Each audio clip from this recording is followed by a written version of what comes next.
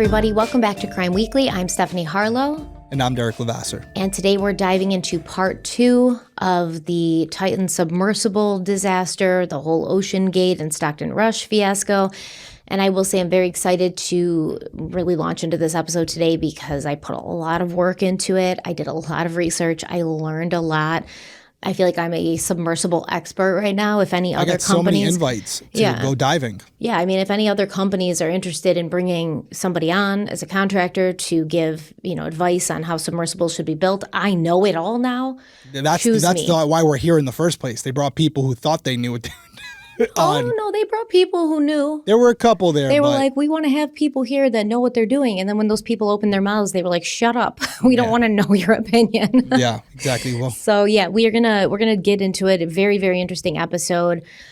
Oh, very interesting. Lots of shocking things. Once again, I watched the Netflix thing. I talked about all of this stuff before. Still even doing my own research, listening to the Coast Guard hearings, looking at this testimony, going in deep to it, which I have, like lawsuits and everything. It's just unconscionable that this happened. It's even 10 million times worse than we thought. So we're going to talk about that. But first, we have a very exciting announcement. Two exciting announcements. Two exciting ones. First one's a criminal coffee announcement. We've been telling you guys we're waiting for an update on the Houston case that we're working. Not ready yet, but I will tell you it's coming soon. And I think you guys are going to be extremely proud of yourselves because we wouldn't have been able to do it without you. But I'll have that update for you shortly. We're just waiting for the approval to say anything publicly. But just hold on tight. It's coming soon. The second thing, which I'm sure a lot of you are waiting on, is the CrimeCon giveaway. We asked you guys to subscribe and turn on your notifications on Apple or Spotify, leave a review. A lot of you did. We had, I think, like 600 or 700 submissions. So I went through all the comments. Stephanie was going through the comments. We were going back and forth trying to decide which one to choose. A lot of you guys were putting the word CrimeCon, but you took it a lot further than that. You gave us a whole breakdown of why you should be selected. And we found one that we finally both agreed on. And I won't lie to you, it was partially because they made us laugh, but there was also a lot of good other points. So I'm going to read the exact review from you that they wrote. They wrote on Apple Podcasts and they put, CrimeCon is right after my birthday. That was the title of their review. So they wrote, I've wanted to go to CrimeCon for the past several years just to see you guys. I live within driving distance of Colorado and can easily get there, but the tickets are always just too expensive.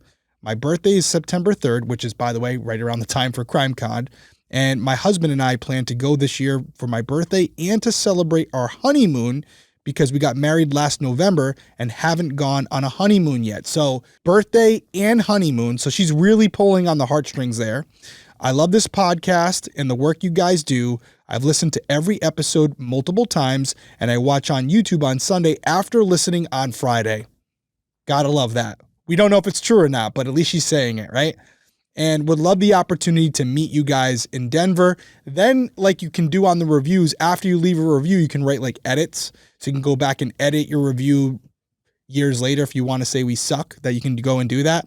But she writes, first edit was, edit to this ad. I've already started planning my birthday trip to Denver. So if I win the tickets, I'm there. And if I don't win, I'll just hang out in Denver for a week. And the first thing I thought of was like, this girl's going to be like outside the window, just looking at us. Like, with her husband, who's like, we've been married a year. Yeah. We haven't had a honeymoon and you drag me to Denver. Yeah, we're like sitting there like, can we come in and say hello? So I was like, okay, now I feel obligated. And then the final edit that she put, which sold us, if all of that didn't, it was editing again to let you guys know that I just watched or just listened to this week's episode. Unfortunately, I just found out I'm related to Stockton Rush through our shared ancestor, Benjamin Rush, period, bummer, period. He was the period bummer. Bummer. That's what got us. We're like, you got it. So congratulations to Jackie Falk. You have won the 2 tickets to CrimeCon. Do us a favor, send us an email to contact@crimeweeklypodcast.com. We're going to ask for some verification to make sure it's you. So anybody out there who's getting a bright idea, unless your name is Jackie Falk and you have the proper identification to prove it, you're not going to have much luck because I'll be vetting it myself. So I'll be going through it, making sure, Jackie, congratulations. Reach out to us. We'll get that digital code to you. But I also have some good news for everybody else. We reached out to CrimeCon. We always have a very good turnout there.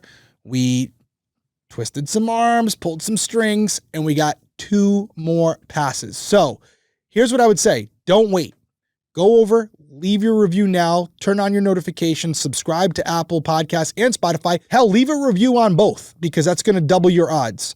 When we announce that we're officially, hey, this is the period, it'll be 2 weeks, and then we're going to go through and look at not only the new comments, but also these comments, because there was a couple others that we really liked and we noted. So if you already entered, don't worry. You're automatically entered in this one, but if you signed up on one platform, sign up on the other. When we announce it, like I said, 2-week period, and then we'll pick another 2 winners, or I should say 1 winner for 2 tickets. So we are going to do it again. Thank you to everyone who entered this one. Thank you for the kind words. We read them all. We really do appreciate it. And we love the community that we have here of people who are like-minded individuals looking to learn, grow, and make the world a little bit better of a place by just being a contributing member to society. Yes. Yes. Now for Stockton Rush, OceanGate, and the Titanic, because that's what you guys came here for. That's what I'm here for.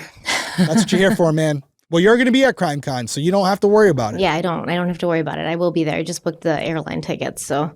You're telling me I got to book happening. mine too. Yeah, They're not I know. cheap. I know. I was like, Derek, we haven't done it. And then I was like, oh my God, this is why I always do it months and months in advance, because the closer you get, the more expensive it gets, but whatever. I'm actually going to put it in my phone right now because I haven't done it either, and I'm going to pay double price just for waiting too long. I also haven't flown out because technically Denver is considered to be like on the West Coast, right? That would be the West Coast. Yeah. Yeah. So I haven't flown out to the West Coast in like quite a while, and that's because I'm very nervous. I'm a nervous flyer, and I always get nervous flying over desert. Like when we went to Vegas for CrimeCon, I was a wreck the whole time because I'm just flying over desert for like 3 hours, and I'm like, if we go down, this is going to be a yellow jacket situation. You forgot that I situation. saw you on one of your flights, but you didn't see me. That was going back, yeah. You were going back, and you looked like you were about to crawl up the wall. Yeah, I'm a very nervous flyer. It's not a choice. This is going to be a surprise to nobody watching this. You play with slime while recording an episode. Yeah, we all know. I have anxiety. I think it's the worst kept secret ever. But what I don't have anxiety about is going down in a submersible. I will never do it, especially after, talking about this. So let's dive in. All right. So we kind of talked about last time how there's all these names, right? There was Antipodes, that was their first submersible. They got that already kind of built and they just like added onto it. And then they started developing their own submersible. And the first one was a Cyclops 1. And then they were like, oh, we're going to do another one. That'll be Cyclops 2. It was Cyclops 2 for a while, but Cyclops 2 would eventually become Titan, which is what we all know to not it. Yeah, very, especially if you're going to the Titanic. It's almost like, are you really trying here? Well, that's the selling point, right? It's a genius marketing move because the selling point I don't think is the submersible, although it may be for some. It's the opportunity to see the Titanic with your own eyes. That's the selling point. The unfortunate thing is it's pretty friggin' deep. It's not off the coast of like Nantucket. No. So the problem is if the Titanic was at, 150, 250 feet deep, it'd be a great thing and a lot more people would go visit it. But because it's so deep and so dangerous, there's a reason people haven't gone down there. Some people have. There's a reason they only send robots. Yeah, people know. People have gone down. I know people have, but what I'm saying, this is why it's not a common thing where Stockton has said a lot like this was something he was trying to tap into because there wasn't a lot of people in this area. It was mostly government-owned submersibles that could do this. Not really, it hadn't been privatized yet, but there's a reason for that. For research and stuff, they'd go down and map the wreck and stuff. But it's not like we're bringing passengers down. We want this to be a tourism thing. John and Jane down there to take pictures. Yeah. But I think people, we love the story of the Titanic and we don't love what happened. But I think a lot of people are, especially after the movie, many people find the story of the Titanic extremely interesting. And if you told me it was completely safe and I could go see the Titanic without any risk, I would. But then when you put in the risk that comes with it, I would say, nah, I'm good from up top. I'll just look at the photos. Yeah, there's no need for this. It's the same thing as going to space for me, I think. It's like, yeah, would that be cool? Theoretically, I would risk it. I would not. If you said to me I could go on, what's Jeff Bezos's thing?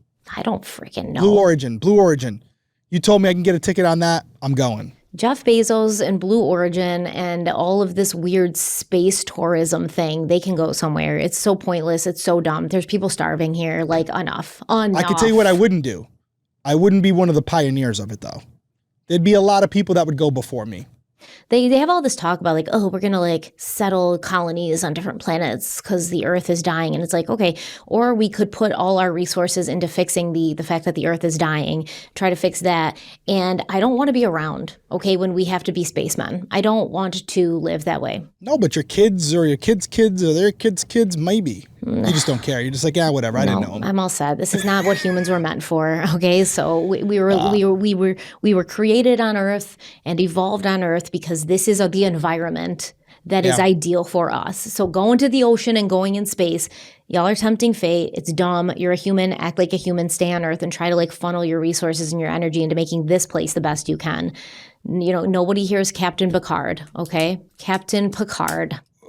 I know everybody likes Captain Kirk. I was a Captain Picard girl myself, Star Trek Next Generation. But I could see you with the little ears. I could see you doing that. He was such a cute man. Like Captain Picard. We'll revisit it again at the end. I have no qualms with exploration. My problem is with privatizing it and trying to make money off it so early. Which is what Jeff Bezos is doing. Well, I mean, hate that dude. They've sent a lot of ships up there at this point. I mean, they wouldn't be sending Katy Perry and all these people, Oprah up there if they hadn't. Well, Oprah didn't go. I don't think any of them actually went. I think it's all a God, scam. Don't do that. No, I think it's into the scam. episode. Okay, into the episode. Jesus. Before I leave, Jeff Bezos is Lex Luthor. You can't convince me otherwise. Leave a comment down below if you think they actually went. I'm actually curious. And leave me a comment if you actually believe that Jeff Bezos is Lex Luthor, because he is. Okay. All right. So during the development of Cyclops 1, this was before the Titan, we know the University of Washington's Applied Physics Lab was very hands-on. They were providing engineering services. They continued this relationship with OceanGate into the early stages of developing Cyclops 2, aka Titan. Now, Stockton Rush would phase out APL, even though he still held an office in their facilities and there'd be like, you know, some overlap. But when APL started being like, we don't really know what you're doing here, and like, we suggest you don't do this or we suggest this, he got mad at them and he was like, we're phasing you out. And that's when he hires Tony Neeson, who then Tony Neeson hires a bunch of engineers who, according to David Lockridge, were like a bunch of kids right out of college who didn't know their asses from their elbows, had no idea what was happening, right? Stockton Rush and OceanGate sort of phasing APL out, doing their engineering and building and stuff in-house. And David Lockridge testified about how badly Rush and Tony Neeson treated members of APL after that, simply because they wouldn't go along with everything that Stockton wanted to do. And you can also tell that David Lockridge is not a fan of Tony Neeson. And the way he talks about how things went down, it sort of feels like Neeson went along with Stockton Rush more than he didn't. And I know we talked about this last episode. Tony Neeson's testifying. His watch is like going crazy. He's like, my blood pressure's rising. I think his blood pressure's rising. My opinion, allegedly, his blood pressure's rising because he let Stockton Rush get away with a lot of stuff that he probably shouldn't have allowed for the sake of self-preservation, right? So he could keep a job, so he could keep working on this. So maybe he thought that he could eventually talk him out. I'm not saying this guy's nefarious necessarily, but I'm saying he was an enabler. And I do think, personally myself, that Tony Neeson should probably answer for some of these things. Well, that's why I think they have him testifying in some of these hearings. I know, I believe he's on the Netflix documentary too. I saw him on like some of the clips. Oh, he's everywhere. He's talking about this everywhere. Still defending the use of carbon fiber, by the way, for that hull. I think you're spot on. I'd like to believe, based on what I have seen and what you've told us, that he pointed out the flaws, but whenever he had any pushback, he would just roll over and say, yeah, you're right, and we'll just go with it. Where David Lockridge, on the other hand, would be like, no, this is a flaw and this is wrong. And if you're going to do it this way, I want no part of it. That's the difference. But I think you nailed it with the phrase self-preservation. Tony Neeson wanted to keep his job at that point. So he was covering his ass by putting things out there. But also when Stockton would push back, he would say, okay, yeah, we'll just do it your way. I think there was also a little bit of this boys club thing, you know, like, oh, like I'm in upper management. And you'll see, because there was a meeting that was recorded between David Lockridge, who's coming and talking about all these things he's found wrong, and Tony Neeson's there and Stockton Rush is there. And Tony Neeson is going hard at David Lockridge. Like, no, that's not what's going on here. You don't know what you're talking about. And we're going to hear this, okay? All I know is when Tony took over, they were going to be changing a lot. So being quite vocal, I said to Stockton I wasn't happy that we were phasing out APL. It got to the point that Tony and Stockton, I remember one day Dave came in to see me. We used to borrow dive gear from each other. And Dave came in to see me, and they stood in the corner, wouldn't even speak to him. And when Dave left, they told me I've never to speak to that gentleman again, which is ridiculous. Who was never to speak to the gentleman again? I was never to speak to Dave Dyer again. This is during 2016. So I had to have no correspondence with Dave Dyer. That's what I was told. And that was said to you by who? Oh, that was said to me by Stockton Rush and Tony Nissen. What was the relationship that you witnessed between Mr. Tony Nissen and the University of Washington Applied Physics Lab? Tony wasn't happy with APL. Stockton wasn't happy with APL. The two of them were very vocal, saying that they did not want APL to do anything else with regards to the design concept and the build of Titan. They were going to do it all themselves. Do you know why they made that decision? Can I say arrogance? Thinking they could do this on their own without proper engineering support. I mean proper engineering support from people that have built things that have been subsea. May not be submersibles, but known products. Proper engineers that work for the university. So when you hear him talking about Dave, that's David Dyer. He was a very high up engineer with APL when they phased APL out. David Dyer, who's still friends with Lockridge, they like share diving equipment. He comes in and Stockton and Tony, like little high school boys, like, don't speak to that man ever again because they didn't do what we wanted. So Lockridge said that after APL was phased out, he was then told the project was being handed over to Tony Nissen and his team, who he had no confidence in whatsoever. Now, at this time, Lockridge had also been cut out of the project because of the Andrea Doria incident, right? We remember that. He embarrassed Stockton. When they were down at the Andrea Doria wreck, Stockton threw the controller at his head. He had to fix it and put it back together and get them the hell out of there. And then Stockton basically wouldn't talk to him, wouldn't even let him see anything when it came to them putting Titan together. Now, Lockridge said he voiced his concerns to senior management, which included Stockton Rush, obviously, Tony Nissen, who's the head of engineering, and the CEO, the chief operating officer, Neil McCarty. Did Tony Nissen have any, that you were aware of, any previous submersible design or construction? He had none, which I voiced my opinions on to the chief operating officer, Neil McCarty, and Stockton Rush, and Joe Perry. I think pretty much all of them. And what was their response to your concerns? Stockton will do what he wants to do. That was it. So dismissed. And I didn't let it lie. I kept saying we need to get APL involved, or, there was all this talk of getting Boeing involved, NASA involved. I never saw Boeing, never saw NASA. All that was spoken to me at my interview when I was going across. So hearing all these big names and APL, obviously I met with those guys. And did you have a relationship like that with the director of engineering at OceanGate? We never had a relationship. It was the opposite. Yeah, we didn't go on because he didn't like my opinion on his thoughts, his process. More so, even more when the components for Titan, which 80% of were on the submersible that was involved in the incident, they were reused. So yeah, I voiced my displeasure. I say it was quite regular, and I'm sure some of my previous team who left because they weren't happy with the conditions, the way they were being treated by senior management, I'm sure they would back me up on that. So at this time, David Lockridge was doing all he could to raise the alarm, even though Rush wouldn't really even let him near the project. And the issues became more evident as pieces of equipment for Titan began arriving for assembly. You have to have the confidence in the equipment to do the job. It's like every other industry. If you don't have the confidence in it, you don't do it. That's it. And did you have confidence in the way that the Titan was being built at this time? No confidence whatsoever. And I was very vocal about that, and still am. And as an experienced engineer and operator of submersibles with over 25 years of experience, why do you think they dismissed your concerns? Cost cutting, bad engineering decisions, I would say that's the two main things. The desire to get to the Titanic as quickly as they could to start making profit.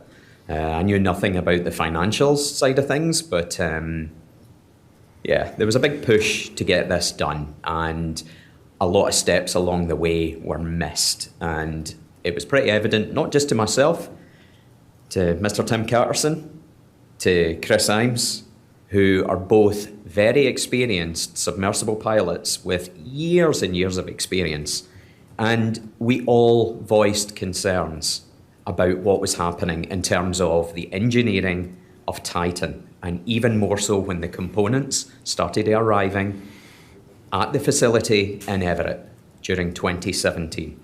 If the CEO is saying do this and you don't agree with it, you go to your next in command, you let them know that you're not happy with it.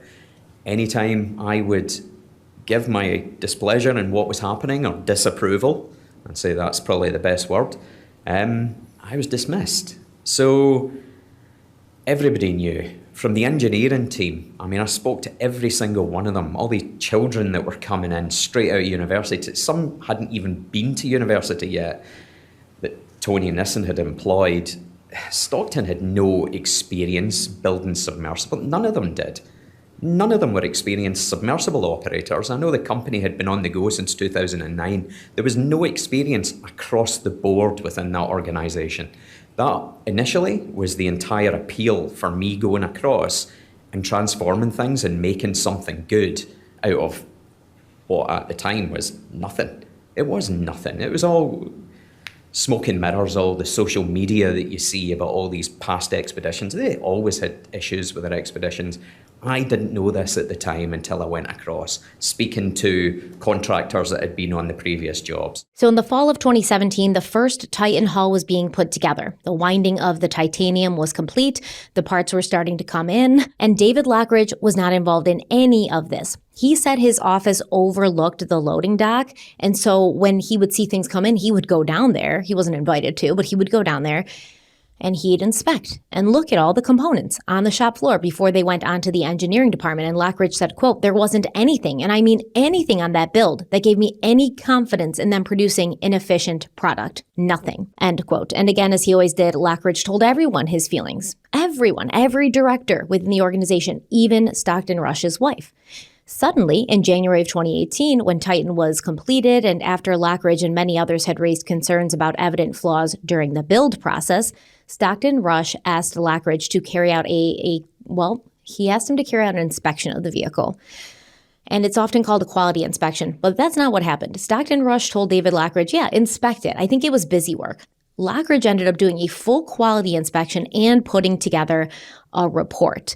And this was because apparently Stockton Rush told David Lockridge, "I'm choosing you to do this inspection because of your vast and extensive experience working with submersibles." Would seem like the right thing to do, right? Mm-hmm. Have the guy who's actually done it before give the approval because he knows what it takes for a successful mission. Seems like it would make a lot of sense, huh?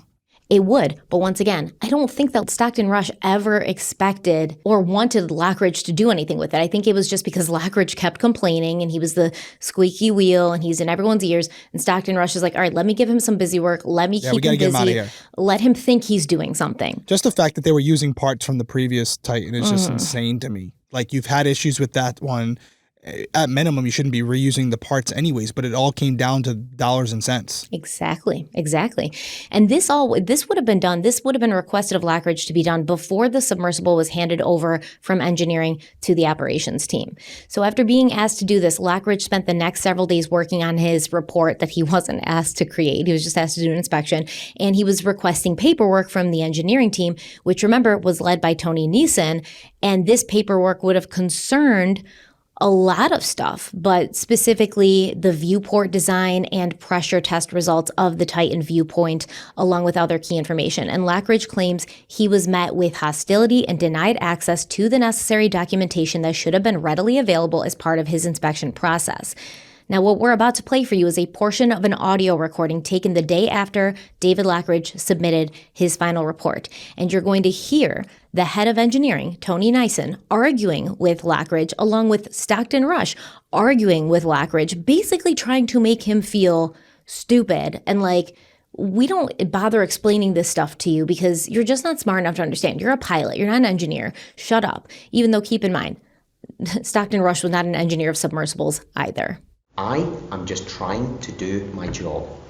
I have approached Tony, you, and you, Scott, okay, on the matters, the O-ring, okay, the hull issues, okay. Yep. I've approached it, and I've just been dismissed. No, I told you the O-ring doesn't matter because it's a metal-to-metal seal under high pressure. You don't believe that. The reason being is I ask questions, I'm done, I'm dismissed, that's it, okay? No, I gave you my answer. Instead of me You didn't like my here answer. getting the kangaroo court, Okay. I don't dismiss you when I answer. Tony. No, I take issue with that. Okay, good. No. That's fine. Let's go back to the O-ring. I do take issue with that. We had a great conversation about the O-ring in the plunge hole. Yep. I answered all your questions. Okay. And what did I say? At first, Enlighten all of us. do you think so? Do you think it'll fail? That's what you said to me. That's what you said on the shop Do you think? floor. Do But you what did I think talk so? about the And I plunge hole? said yes. The chances of that failing are high. Okay, so keep going. What did we talk about? Go for it. No, enlighten us. I didn't dismiss you. What did I tell you that I did to verify that? I walked you through the design process to know that was okay. No, you didn't. Yes, I did. When did you do that? Absolutely did. When? What I told you When was that? Months ago, or? no, when we were mounting the aft dome. What I told you was this. I said, look, I know as well as you do, I've never seen a plunge hole like that on a sealing surface like that. Do you remember this? Oh, I do remember you saying that. There you go. That So was the enlighten us. day it came in. Who did I and tell you I looked at communicated it. with? You didn't say you Yes, I did. communicated with me. Both TIFAB and Parker Mhm. agrees that plunge hole is appropriate. Really? Yes. Okay. And who did I call to know this? Their R&D engineers. Okay. So the design was done in concert Okay. with their R&D department. Okay. Now, if you can Google this on Google Images and go look for plunge holes on ceiling surfaces, and in fact, they're all over the place. Okay. But we did talk about this, and I said, look, I've never seen it in either. And then I commented, I said, if it's going to leak, we're going to know.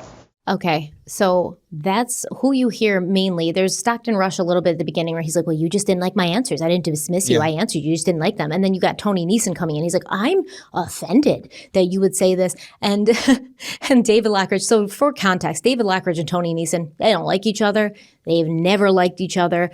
No relationship there that is positive. And David Lockridge is like, Tony. And he's like, no, I mean it. Tell me. I told you this. And he's like, no, you didn't. So they're going back and forth. Tony Neeson is completely on board with this. And you hear things like O-rings and plunge holes. And that doesn't make sense to you now, but it makes sense to me because I went through David Lockridge's quality inspection report and I got all the info and it is shocking. What do you think generally about the way the conversation's going with them all ganging up on David Lockridge? Well, for me, there's a few things here. And I have the luxury of seeing some of the interviews since then through the internet, through the news, right? And I've seen Tony a few times. I've definitely seen David a bunch. And for me, I think there were things that Tony thought were okay. And there was this self-preservation mode where even the words he uses in that conversation, he says, we, us. He's referring to him and Stockton as they're a team. They're all in this together. There's a united front, and it's basically all of them against David Lockridge. What pisses me off now is that in a lot of the interviews that I've seen, Tony is portraying himself as David Lockridge, the I told you so guy, the guy who actually was, like, you listen to David talk, and everything he's saying, unfortunately, came true. And from the conversations that we've seen so far and heard so far at the time, that was not Tony. Now, to his credit, I will say when it comes to the carbon fiber hole, which we talked about last episode, maybe we'll address it again here. Tony did have some concerns with that, and he did raise some areas that he wanted addressed regarding the audio frequency monitoring system, that he wanted more microphones on there, and Stockton wasn't for that, and Tony pushed back. But was he as forceful with his opinions as David Lockridge was, which is what you need in a situation like this? You need debate. You need these conversations to make sure everyone's safe.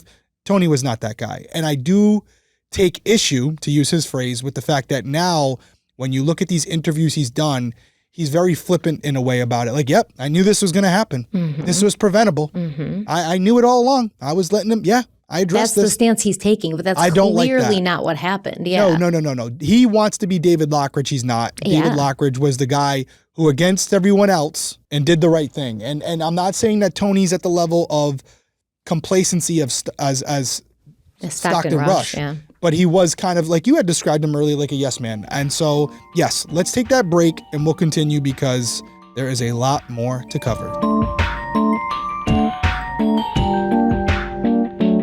You know what summer is great for? Sunshine, relaxing, doing absolutely nothing, outside of work except maybe solving crimes from your couch. But you know what it's not great for? Standing in front of a hot stove while your AC wheezes like it's about to give up on life. And that's why we love Factor. Their chef-crafted, dietitian-approved meals are ready in just 2 minutes. You literally peel, heat, and eat. They show up fresh, not frozen, and the flavor is way better than anything I'd whip together after a 10-hour research day and caffeine crash. Trust me, it absolutely is. I've had everything from their Protein Plus meals to their Calorie Smart meals, even shockingly good guilt-free desserts. And honestly, I didn't even know I had it in me to eat like a grown-up until Factor made it this easy. I'm a big granola bar, cereal, cheese stick girl. When I get overstimulated and I don't know what I'm going to eat, it's just cereal and cheese sticks. So if you want to spend your summer doing literally anything other than grocery shopping and washing dishes, you should get Factor. We love Factor. Delicious. Like I said, super easy. You take the little cardboard insert thing off, poke the plastic a couple of times with... Do not take the plastic off. Don't take the plastic off, but poke it a few times with a fork. Pop it in the microwave, 2 minutes. You'll smell it start to cook. So good. We love it. Derek's going to tell you how you can check Factor out for yourself. That's right. We've been using Factor meals for a very long time now. They're great. And not only do they taste good, but they're convenient as well. So get started at factormeals.com/crimeweekly50 off and use code CRIMEWEEKLY50 off to get 50% off plus free shipping on your first box. That's CRIMEWEEKLY50 off, all one word, CRIMEWEEKLY50 off at factormeals.com/CRIMEWEEKLY50 off for 50% off plus free shipping. One more time, factormeals.com/CRIMEWEEKLY50 off. All right, so let's go through David Lockridge's report and the issues he raised and urged to be fixed in the name of safety. And I didn't know a lot of this stuff. So first, the viewport on Titan, which was a large 21-inch acrylic window designed to provide a wide view for passengers during dives. This was the largest viewport for any submersible at the time, and it played a central role for why this vessel was never certified by any marine classification body. It was designed in-house, and they had it manufactured by a third party before OceanGate installed it. Now, the big issue with this was the viewport had only been rated for a depth of 1,300 meters by its manufacturer, when we know the Titanic rests at 4,000 meters under the Atlantic. So let's talk about this viewport, which even Tony Neeson described as being non-standard. Viewport was made of acrylic, which is a transparent thermoplastic used in submersible windows because of its optical clarity and decent compressive strength, but the 21-inch diameter was much larger than what classification standards allow for deep-sea depths, and no known acrylic viewport of that size had ever been certified for such depths. Classification societies like DNV, ABS, or Lloyd's require that all components of a pressure hull, including viewports, meet tested and verified standards for the maximum rated depth, but OceanGate's viewport did not meet these standards, and no manufacturer could produce an acrylic viewport of that size with proven reliability at 4,000 meters. So David Lockridge obviously raised this alarm, and he claimed that no testing had been done with the viewport at its full intended dive depth, which was true. So when the Titan wreckage was recovered, the acrylic viewport was notably absent from the recovered titanium end cap. And investigators believe this is because the viewport catastrophically failed during the implosion. They even considered the possibility that the viewport became the failure point that initiated the collapse. Acrylic, while strong, behaves very differently than metals or composites. It's brittle under high-pressure shock, and when it fails, it can shatter explosively, disintegrating into fragments or vaporize due to extreme compression. Now, this viewport was never found. They think it vaporized. Additionally, for reasons that no one can understand, The viewport, it was bonded into the hull with adhesive, described in interviews and court filings as an epoxy resin or glue. Now, this method of attachment was highly unconventional for deep-sea submersibles, and it was one of the many decisions that alarmed marine engineers and former OceanGate employees. Stockton Rush, on the other hand, was very tongue-in-cheek about this. He casually compared the bonding method to peanut butter, a remark that alarmed experts given the critical nature of that seal under extreme pressure. In most deep-sea submersibles, viewports are mechanically secured using metal compression rings, O-rings, or bolted flanges, but adhesive bonding without a secondary mechanical retention is virtually unheard of in high-pressure marine environments. I'm sure you understand why. Now, the design for the viewport was actually pretty smart and innovative because spherical viewports are great. Stockton Rush specifically wanted this shape because he wanted a person's whole head to be able to fit in and look through it.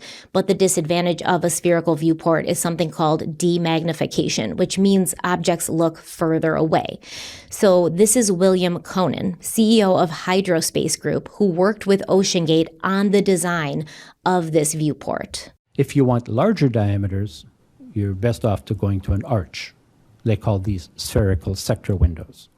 The outside is round and the inside is round. 100% certifiable, all tests, we have all the PVHO rules that says how you design these. The issue is when you have a spherical window, you get some demagnification effect. When you look through it, things look a little bit farther away. So, well, that doesn't really make any sort of difference. But if you're trying to sell a thrill ride, you want to say, well, I want things to look closer. Flat windows do not have this visual effect. And OceanGate thought, well, maybe we could have a hybrid window of it is round and it is flat on the inside and round on the outside, and be as strong as an arch, and we have the optical benefits of a flat window. It's an idea. It's a non-standard window. You'd have to do testing for it, but it's worth trying out. If it's important for your business, figure it out. You want some better optical effects and the strength. So do you understand what he's saying there? Yeah, completely. And I mean, for me, it just, as a layman, it's pretty simple. You think about a plane, right?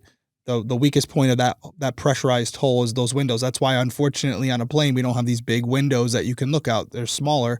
And on a spaceship, they're even smaller than that because they have to be, you want to make them as small as possible while still giving enjoyment to the passengers. But there's a happy medium there. And it seems to me like Stockton Rush put the experience over safety. It was a very simple thing. These windows hadn't been tested yet. Yeah, like he was saying, you give it a shot, you test it out. What did you say his name is? Kempner or Cohen? Conan of Hydrospace Group, yeah. I get it. You want to try it out, but it hadn't been tested fully yet. It hadn't been rated, and therefore it shouldn't have been used. And he's saying, listen, if you have the regular spherical window, that can absolutely be rated. That's fine. You can create it so to have that demagnification. But then you're going to have the demagnification. So if you're taking people down there and you want things to look good because you're doing a tourism thing, then this is why Stockton Rush comes in and says, well, I want to do this kind of hybrid window, like flat on the inside, spherical on the outside. Yeah. And Conan told OceanGate he would build it, but if it was going to be certified for 4,000 meters, it would have to undergo extensive testing. And he provided these testing procedures to OceanGate, which would allow the window to meet PVHO requirements. I'm sure you're aware that Hydrospace gave it a reduced depth rating, which was not to the depth of the Titanic. Will wanted us to go make a testing program for it. And I said, great, let's convince Stockton to go do that. And Stockton didn't want to do it. It was going to take some time. It was going to take some money to go do that. Will said, well, I won't certify it. And Stockton said, I don't care. Just make me the window. So we took the statute papers and we developed some dimensions and a prediction. And Will said, I'll make it for you, but I'm only going to cert it to, I think it was 1,300 meters. Stockton said, fine. So Will Conan also gave Stockton Rush plans for a standard spherical sector viewport that could certify. He would certify that to 4,000 meters, but it would cost $24,000. So you can kind of hear Conan's going to them and he's like, hey, I want you to do testing. I can only certify it to this. And Stockton Rush was like, well, I'm not going to do testing. And I don't care if you only certify it to 1,300 meters, which to me is bananas. They knew, and so did Tony Neeson, knew that viewport wasn't certified anywhere close to 4,000 meters. They put it in there and they didn't care. And that's unconscionable to me. So now you have a vulnerable carbon fiber hull, which is in certain applications extremely strong, but not tested for a submersible. And then you also have this viewport as well. So 2 points of failure, and I'm sure there's others. And Will Conan's like, okay, here, you can try your little experimental thing, but here is the plans for a standard spherical sector that can go to 4,000 and will be certified and is proven to be safe. But it will have a little of that demagnification, right? Little bit of things but will again, look a little further away. Right, but you'll survive. Yeah, Stockton Rush was even like, no, I don't even want to do that. And maybe because it was going to be $24,000, or maybe because it would take more time, or maybe because he was just his head was so far up his own ass that he's like, I want to do everything on here the way that nobody else would do it. Yeah. Which doesn't make sense, but okay. Which would be fine if it were just him using the submersible and nobody else, right? Like, listen, if Stockton Rush, who had money, said, I'm building this submersible for me. I want to make this very clear because this is an important distinction. If he was building it for personal use and himself alone to go down on it, no problem. You do what you want to do. Take all the risks you want. But when you're making it for a commercial application where the people who are getting on the submersible are relying on you to ensure their safety, that's the problem here. Yeah, I mean, if you want to be some weirdo Howard Hughes and just do crazy things, and there's no issue with that. Nobody would be talking about Stockton that way if he was doing it for himself. I mean, there's an issue, but you're an adult. We can't stop you, right? You can do what you want. You got the money, you got the time, do your thing. But you're making this for commercial application where there's going to be people like myself who, would maybe want to go down there. I'm like, even when we go on a roller coaster, right? I'm not an engineer. I'm entrusting the engineers who designed the roller coaster to ensure the safety of myself and my family. That's your obligation. That's your responsibility. It's no different with the submersible. You're taking people down there who are putting their lives in your hands. It's your responsibility to take every precaution to ensure their safety, not to jeopardize that by just a little bit more viewership. That's why we have third-party systems for classification, whether it's roller coasters, whether it's planes, whether it's even automobiles, cars. There are bodies of people who are, experts in this, and there's standards that are met by the industries. And that's how you know something is safe, because all of these industries have said this is safe based on how it was built. But Stockton Rush and OceanGate are building something that no classification bureau is going to even touch or go near. That should have been a red flag to everybody, including Stockton Rush and Tony Neeson. So Will Conan from Hydrospace, he also sought out the opinion of Bart Kemper, who is a certified engineer. And Kemper did a computer analysis on the window design and found 3 issues he was concerned with, including inward creep of the window. This is going to refer to the gradual, irreversible deformation of the acrylic viewport caused by the enormous pressure exerted on it during deep dives. Inward creep means the viewport would slowly bow or deform inward during or after each drive. This is a progressive weakening of the window's structural integrity. And during his 2018 inspection, David Lockridge reported visible signs of inward creep in the acrylic viewpoint after pressure testing, which he warned could compromise the pressure seal. Kemper was also concerned about flexing at the center of the window. So when a submersible deep dives, external pressure increases dramatically. Every surface of the vessel is being crushed inward by that force, which obviously includes the viewport. And acrylic is strong, but it's also flexible to a degree, and under pressure it bends inward at the center of the pane. Kemper's analysis showed that the flexing movement of the center window was about 1/4 of an inch, 1/4 of an inch, which he found very alarming. Kemper also saw high stress and strain at the inner edge of the window. This is the OceanGate window taken to 5,800 PSI that was sent to OceanGate.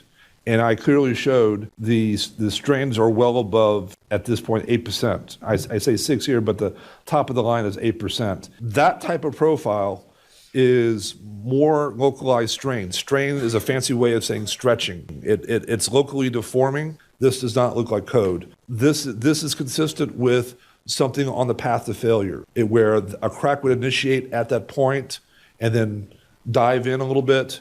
But that would be the crack initiation point. That crack runs deep. At that point, you've compromised a major part of your integrity at that point. Lockridge also noticed visible flexing of Titan's viewport during dives and pressure tests, and he warned that the window was not structurally sound for repeated dives to Titanic depths, which was the company's entire business plan. Yeah. Titan. Yeah. They scheduled all of these dives to the Titanic in 1 year even, and they were advertising this, selling tickets, okay? They knew where their bread was buttered. They were, the selling point was not the submersible, like I said earlier. It was the opportunity to see the Titanic in person. That was the reason the tickets were selling, not the submarine. I don't think a lot of people are like, oh man, I'd love to go in a sub. There's a lot of subs you can go in out there all throughout the world. But this sub in particular was going to the Titanic. And that's why people were paying, up to $250,000 to go on it. Which is at the bottom of the Atlantic, which is already deep. This is way out in the Atlantic. This isn't... Yep. This is serious. So Lockridge then requested, after he saw these issues with the viewport, he's like, we need more in-depth testing and we need third-party certification of this viewport. Lockridge noted that because the viewport had been installed before he was able to inspect it, he couldn't even verify the acrylic or the O-rings. He requested pressure test documentation from the Hydrospace Group, but he was denied access by Tony Nyssen, who is director of engineering. Lockridge mentioned that the O-ring sealing faces had something called plunge holes machined into them, which deviated from the standard design, and these holes created potential leaks for seawater under pressure. So O-rings on a submersible like Titan are one of the most critical components for survival at extreme depths. They're round, donut-shaped rubber or elastomer seals. Think of them like a thick rubber band in the shape of a perfect circle. They're used anywhere two parts of a structure meet and need to create a watertight or airtight seal. O-rings sit inside precision machined grooves in the sealing faces of a sub's pressure hull. So when two parts like a titanium dome and a carbon fiber cylinder are pressed or bolted together, the O-ring is compressed slightly inside its groove, which then forms a tight uniform seal that should prevent any water from entering the cabin. Now, a plunge hole is a manufacturing defect or design shortcut where the O-ring groove contains a small drilled hole, typically left from a machining operation, like using a milling tool. Sometimes these are intentional to allow access or alignment, but they're never, ever supposed to be in a sealing surface under deep sea pressure. So in his report, David Lockridge wrote, quote, "At the 12 o'clock position, a plunge hole is present. This will create the least path of resistance of seawater on this critical sealing face. O-rings are not fully captivated due to the plunge hole, and this void creates the potential for seawater intrusion," end quote. So basically, yeah, like why would you want a hole to be drilled into the rubber seal that's supposed to be preventing water from coming into the submersible? You wouldn't, Stephanie. You wouldn't. But they were present in the O-rings of Titan, and David Lockridge pointed it out, right? Because the plunge hole created a gap in the O-ring's compression surface, meaning the O-ring couldn't press tightly against the full surface. So if the material around the hole buckles or flexes during descent, which, hey, by the way, carbon fiber is known to do, which is actually meant to do, the intrusion path widens, and under enough stress, this small design flaw could allow a pinhole leak to become a blowout. So at Titanic depths, the pressure is over 6,000 psi. So if the O-ring groove is not perfectly machined, or if the O-ring isn't fully sealed and evenly compressed, water can find a way in fast. And Lockridge noted that this issue was present on both the forward and aft sealing faces of Titan's end domes, and he wanted the grooves to be remachined and to have the plunge holes removed and restore full contact for the O-rings. I mean, not a hot take, right? He's like, this isn't crazy. Let's just redo it. Let's get O-rings without holes drilled in them. How about that? And they were like, no. I would say, as a guy who's not that smart, the less holes, the better when you're in a submarine. I would say no holes is ideal. No holes would be preferable. Yeah, and there was a ton of issues that Lockridge raised in his report. I believe it was 25 points he listed out altogether. He pointed out structural and assembly flaws, including missing bolts and nuts and key attachment points on the forward horizontal supply. So this is the side-to-side structural beam or bracket located near the front end of the submersible. It's part of the whole structure that helps secure the carbon fiber pressure hull to other components, such as the front titanium dome and the mounting brackets for ballast systems, thrusters, internal systems. Very important stuff. Basically, it adds lateral stability to the front end of the vessel. Very important. So Lockridge wrote that where the support met with segment 1, lower attachment bracket, 2 of the 4 bolts were missing, and there were no nuts present, which meant the forward horizontal support was not properly fastened to the submersible's forward structure, and the mechanical joint was incomplete or unsecured, which could have caused a structural misalignment or failure under stress, especially during launch or recovery or pressure loading. And some missing bolts or screws might not matter so much if you're putting together a table from Amazon at home, but in a vessel that's supposed to be designed to withstand crushing pressure, even minor issues like missing bolts or support structures can and will compromise overall integrity or cause flexing in critical seals and joints. So once again, you don't want to see missing bolts. You don't want to see that. You just don't. The quality control is just not there. You can just tell that other than David Lockridge, people are the culture that's created there. It's more like it's going to be fine. It's going to work itself out. We're doing something magical here, and we're just going to go down there. We're going to, scoot around the Titanic. We're going to take some photos, and we're going to be super successful. And it's more about expedience than effectiveness here. They're trying to get it done as fast as possible. And when you do something fast, you make mistakes. That's what's happening here. I don't think they left out those bolts intentionally, but when you're under extreme pressure from the CEO to get things done and get them done fast, you're bound to miss certain things. And that's why you're something as simple as a bolt and a nut might not seem like a big deal, like a perfect, what you said there, building a table, not a big deal. But when you're going to a pressurized hole down 4,000 meters, that's the difference between life and death. One little bolt can kill everyone. And all the things we've discussed so far individually could have been the reason for that failure. We may never know exactly what it is, or maybe you'll tell us, but overall it could have been a totality of different things that happened at the same time, where one thing went, caused the other to go, and then it was this domino effect where within seconds, the Titan was the size of a tin can. Exactly. And we know, yes, there's cost-cutting measures happening here, but time was also a big thing. Because like I said, OceanGate's already selling fare. They're getting paid passengers to give them money, which they're then using this money to pour back into the submersible. So if you wanted to refund these people, that would be difficult. You'd have to come out of pocket to do that because you used their money to invest back into your business plan. And I remember it's obviously a lesser scale, but when I used to serve tables and people would order and then 10 minutes later they'd be like, "Where's my food? Where's my food?" I'd always say, "Hey, do you want it done fast or do you want it done right?" Because you can't have both. You cannot have both. And I think this goes back also to kind of what you said about Stockton Rush when we were first doing this series. In the beginning 10 minutes, you were like, he's brilliant. He has this idea. He's brilliant. You can tell he's passionate. I think that's what the people who worked around him felt. And we know Tony Neeson hired a lot of young people right out of university. As David Lockridge said, some of these people hadn't even attended university for this. So he's hiring a bunch of young people who are going to be, just glad to have the job and a place in this historical thing, and B, are going to be so young and so inexperienced that when somebody like Stockton Rush comes in and starts talking like he's Elon Musk, and he's talking about all this stuff and he's using all these terms and he's so passionate, he's talking fast, they're going to say, well, he knows more than me. What the hell do I know?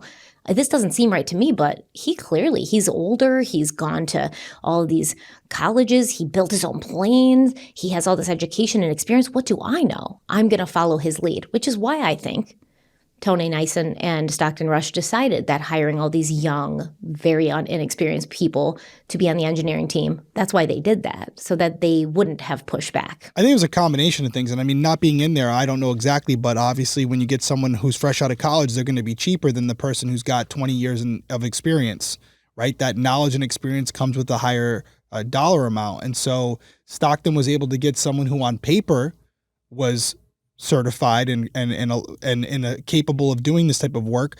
But education, anybody who has a degree, the books can only teach you so much.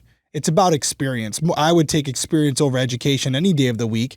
And so you have these people who are fresh out of college who on paper know what they're doing, but don't really have the experience to diagnose and figure out actual issues that would happen when you're down 4,000 meters, where someone like David Lockridge would. With someone like David Lockridge, 25 plus years of experience, practical He's had things go experience, wrong. hands-on, been in a sub when went down and had to, think on his feet and keep a level head enough to get them out of there. Exactly. So yeah, on paper, these kids had engineering degrees and David Lockridge did not. But at the end of the day, who do you want in that sub with you when shit goes down? It's David Lockridge. Well, it's just like what you described in episode 1. You talked about the incident off the coast of Nantucket where Stockton Rush, I still stand on this hill that he's a smart guy. He was a smart guy, right? Did a lot of things. Definitely not a dummy.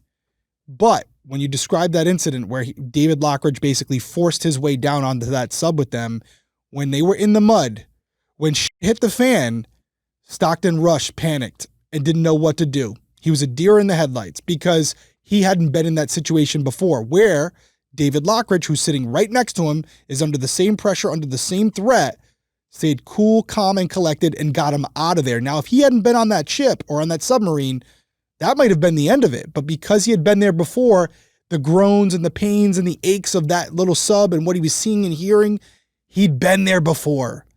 And so he had that experience. So just to answer your question in full, these kids, they got the experience, but they don't actually have the knowledge. They have the knowledge. I'm sorry, they got the knowledge, not the experience. Or the piece of paper that says they went to school for it. Right. So they have that, but also first job, maybe second job out of college, they're trying to keep it. They're not going to be as apt to come out and speak out against the person who's signing their checks. Yeah, and they're also going to feel like, well, I'm just young. Like, I barely know what I'm talking about. He's Stockton Rush. Yes. He knows everything. This is his thing. Yeah, this is his thing. All right, we're going to take a quick break, and we're going to come back and finish talking about the report. Before Skims, I'll be honest, underwear was kind of a meh, whatever situation for me. Like, I was always more focused on what I was wearing over it, never realizing how much me too as well. Yeah, same thing. You were focused on what you're wearing over it or what others? Well, I was always worried about, is my thong showing with these pants? Or like underwear lines. Your thong shouldn't show, yeah. Yeah, so that's exactly, I would use a thong to not have those underwear lines. It's literally so annoying because men actually don't have to worry about this stuff. This is true. Yeah, it's so easy being a man, but we do have to worry about things like underwear lines, even sometimes with thongs. But I never did realize how much what you put on underneath can completely shift how you feel the rest of the day. And then I tried Skims, and now I'm that girl who tells people about her underwear at dinner. Zero shame. I don't care. It's amazing. I like to share things that are good. I will say I now have their underwear in every style, in every color, black to neutrals, so I can wear them under everything, because not only are there no underwear lines, like it's very seamless, but they're comfortable. They're comfortable. And whatever material they're made of is just silky and smooth, and it's absolutely perfect. One of my absolute favorites is the Fits Everybody lace boy short. I've worn them on long recording days, travel days, even marathon editing sessions, and they somehow stay in place, stay comfortable. They still look cute. And if you're part of the big boob club, you know how hard it is to find a bralette that doesn't just flatten you like a sad little pancake. The Fits Everybody Racerback bralette is big boob approved, supportive, soft, lightweight. I reach for it almost every single day, and it's very flattering under things, whether you're wearing like a t-shirt or a nice shirt. It works for everything. So we love Skims. I love their underwear, bras, underwear, got great clothes. Their dresses are amazing. I have those in every color too. Check them out. Derek is going to tell you how. Very important. Check them out. Yeah, you can shop Stephanie's favorite bras and underwear at skims.com. She approves. I do. I love them. And after you place your order, be sure to let them know that we sent you. Just select podcast in the survey, and be sure to select our show in the drop-down menu that follows. Our show's Crime Weekly. Yeah, that's Crime Weekly. In case you didn't know, that's where you're going. Go check them out, skims.com. Okay, we're back. So David Lockridge also talked about components, segment 1 and segment 2 being glued to the carbon fiber hull before inspection. So segment 1 connects the forward titanium dome to the front of the carbon fiber pressure hull, and segment 2 connects to the aft dome to the rear of the carbon hull. Both of these are bonded joints, transitional rings that served as mechanical and adhesive interfaces between materials like titanium and carbon fiber.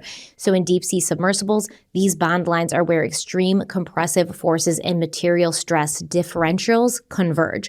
So these bond lines carry the load of the domes pressing against the hull under 6,000 psi of ocean pressure. So basically, if the bond fails, the dome could separate, the seal could break, or the structure could collapse violently inward, which is what we know happened to the Titan. So once these are glued, you can't see or assess the surface anymore to check for things like voids, contaminants, like dust, moisture, improper curing, or misalignment. And we're talking about the carbon fiber hull. Once these things are sealed onto the carbon fiber hull, you cannot look at that carbon fiber and test it for anything. And Lockridge wanted non-destructive testing of the bond line to be carried out because this was the only option. After they're glued, there's no practical way to test the quality of the bond. You have to use non-destructive testing like ultrasonic or X-ray imaging. OceanGate would not take Lockridge's advice to perform non-destructive testing. Lockridge's report also talked about mechanical and component issues, and there were quite a few of these, which was alarming to me. As I went through each one, I actually started feeling sick to my stomach. It was insane. I didn't even know that there was all these issues. I'm surprised something didn't happen sooner. So Lockridge said the ballast bags had glue coming off of them. And to understand how bad this is, you have to know that ballast bags are important, by the way. They're important to ascent, to descent. They're externally mounted to the submersible's outer structure, and they help the submersible control its buoyancy. In other words, whether it's going to sink or float. They usually contain heavy weights that are released when it's time for the sub to ascend, to come up. So when the dive's over, the system would drop the bags to become lighter and then float up to the surface. Lockridge saying the glue was coming off would have been bad, because if the glue wasn't strong enough, the ballast bags could fall off unexpectedly, which could make the submersible accidentally rise at the wrong time. Let's say you're very close to the Titanic and there's like a bow or something over you, and then you lose a ballast bag and all of a sudden, phew, the Titan's going right up into that bow. If only one or two bags fell off, the sub could tilt, roll, basically become uncontrollable for the pilot. Adhesive bonding of the ballast bags is rarely used for external load-bearing or life-critical components, and the fact that OceanGate chose to use glue instead of mechanical fasteners like bolts or brackets implies that they either wanted to get it done really, really quick, or it shows a just complete basic misunderstanding or total disregard for industry best practices. Or maybe all of the above, honestly. I was going to say probably all of the above. Because, I mean, even you and I, it's like, yeah, these are ballast bags glued to the external components of the Titan, and you need these. You need these to get back up to the surface, dude.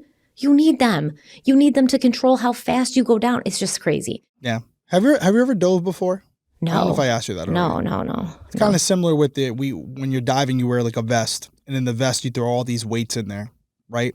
And you could throw the weights in the actual vest, or you have like a buoyancy belt that you put on, and you have to basically figure out your buoyancy before you go down, because like you just said, if you go up too fast, well, in our case it would be decompression sickness. Yes, but you'd here, be very sick, yeah. If you ascend too fast, you could hit something. You could knock yourself out before you even get up there. So it's so important. It sounds kind of trivial, like, oh, it's just this bag that would fall off.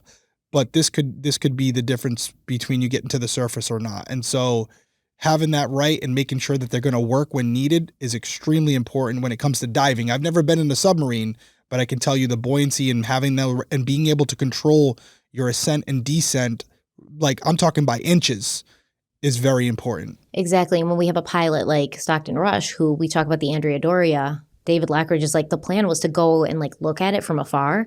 He brought us right in there, right? So what if a ballast bag had fallen off during that and they're in the shipwreck? You're done. You're never getting out. You're dying in there. Go up too fast. You crack the little viewport off the bow or something of that boat. You get a hairline crack in that acrylic. Game over. It's like they did realize how important it was. They did realize this. It's just, it blows my mind. So in his report, David Lockridge noted, the glue's already peeling off the ballast bags during this inspection, which meant the bags were already failing before the submersible even entered the water for a test dive. Absolutely ludicrous. Okay, so in Lockridge's report, he noted that the electrical pods and trays, which are the housings and mounting platforms for the submersible's internal and external electronic systems, these were using what he called dissimilar metals, and this made him worry about corrosion. So what he meant when he's saying dissimilar metals is these important components, very important components, had been manufactured using metals that were chemically different, like titanium and brass. And this is very interesting to me. I never knew before. But if you join dissimilar metals together in the presence of an electrolyte like salt water, you're going to get corrosion, and you're going to get something called galvanic corrosion. So when two dissimilar metals touch in this environment, one metal becomes the anoid and sacrifices itself by corroding faster. And then the other becomes the cathode, which is protected at the anoid's expense. So one of the metals will get weaker so that the other one can be stronger. Basically, the electrons go from the anoid into the cathode, making one of the metals stronger and the other metal very, very weak. It's so cool. So yeah, that's really cool. I didn't know that metals work that way, but yes, it does make sense. And in the Titan, bolts, screws, trays, and mountings made of different metals were assembled directly against each other. And so when these would be exposed to humidity, salt water, high pressure water vapor, it could eventually cause rusting or weakening of the fasteners. It could cause cracks in the trays and potential short circuits or failures in the electronic systems they held, because these trays are housing the electronics of the submersible, which is important for everything, right? You got to be able to communicate. You got to be able to control the sub. All of it's connected to electrical components. The thrusters, everything. So because OceanGate was actively avoiding classing and actively avoiding third-party inspections, no one was checking to make sure that these components were marine grade or properly protected. Lockridge also talked about how the thruster mounting bolts were deflecting into the ballast bags, which meant the bolts were coming into physical contact with the bags, which could obviously cause the bags to bulge, tear, or degrade, leading to ballast loss and loss of control over the ascent or descent of the vessel. Lockridge was very alarmed that he was unable to inspect certain important systems of Titan, such as the house batteries, which were the main power source for Titan's internal systems that included life support, navigation, cameras, lighting, sensors, communication, the oxygen system, which pumped breathable air into the submersible, and the high-pressure air system. Oh, and the control and computer systems, which would have been the actual brain of the submersible. He was not able to inspect these at all. So what Lockridge was saying, without mincing words, is that OceanGate launched dives in Titan without being able to physically inspect or test the systems that actually kept people alive. The oxygen, the computers, everything. If you're piloting a submersible to a depth where no light reaches and pressure can crush steel, and you haven't even confirmed your oxygen or control systems are working, you're not innovating, you're gambling with people's lives. And David Lockridge pointed out that the floor of the cabin was made from something called HDPE, which is high-density polyethylene. This is a common plastic used for a lot of things, but also highly flammable. And it burns really, really easily and fast once it's ignited, especially in oxygen-rich environments like the Titan's cabin, because just like a plane, oxygen's being pumped into the cabin of the Titan. And what would happen if you lit a match on a plane, in the cabin of a plane?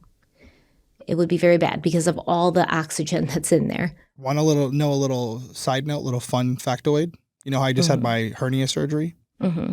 They use polyethylene in those mesh repairs now. I did the stainless steel threads, but yeah, polyethylene. I remember that came up. It's used a lot. They use it a lot, and yeah, it's a very strong material. But highly flammable. So unlike I'll keep my areas from the match, I guess. Please be careful. Don't light a match around there. So unlike materials designed for aerospace or submersible interiors, this HDPE, it does not self-extinguish. And when it burns, it also produces toxic fumes.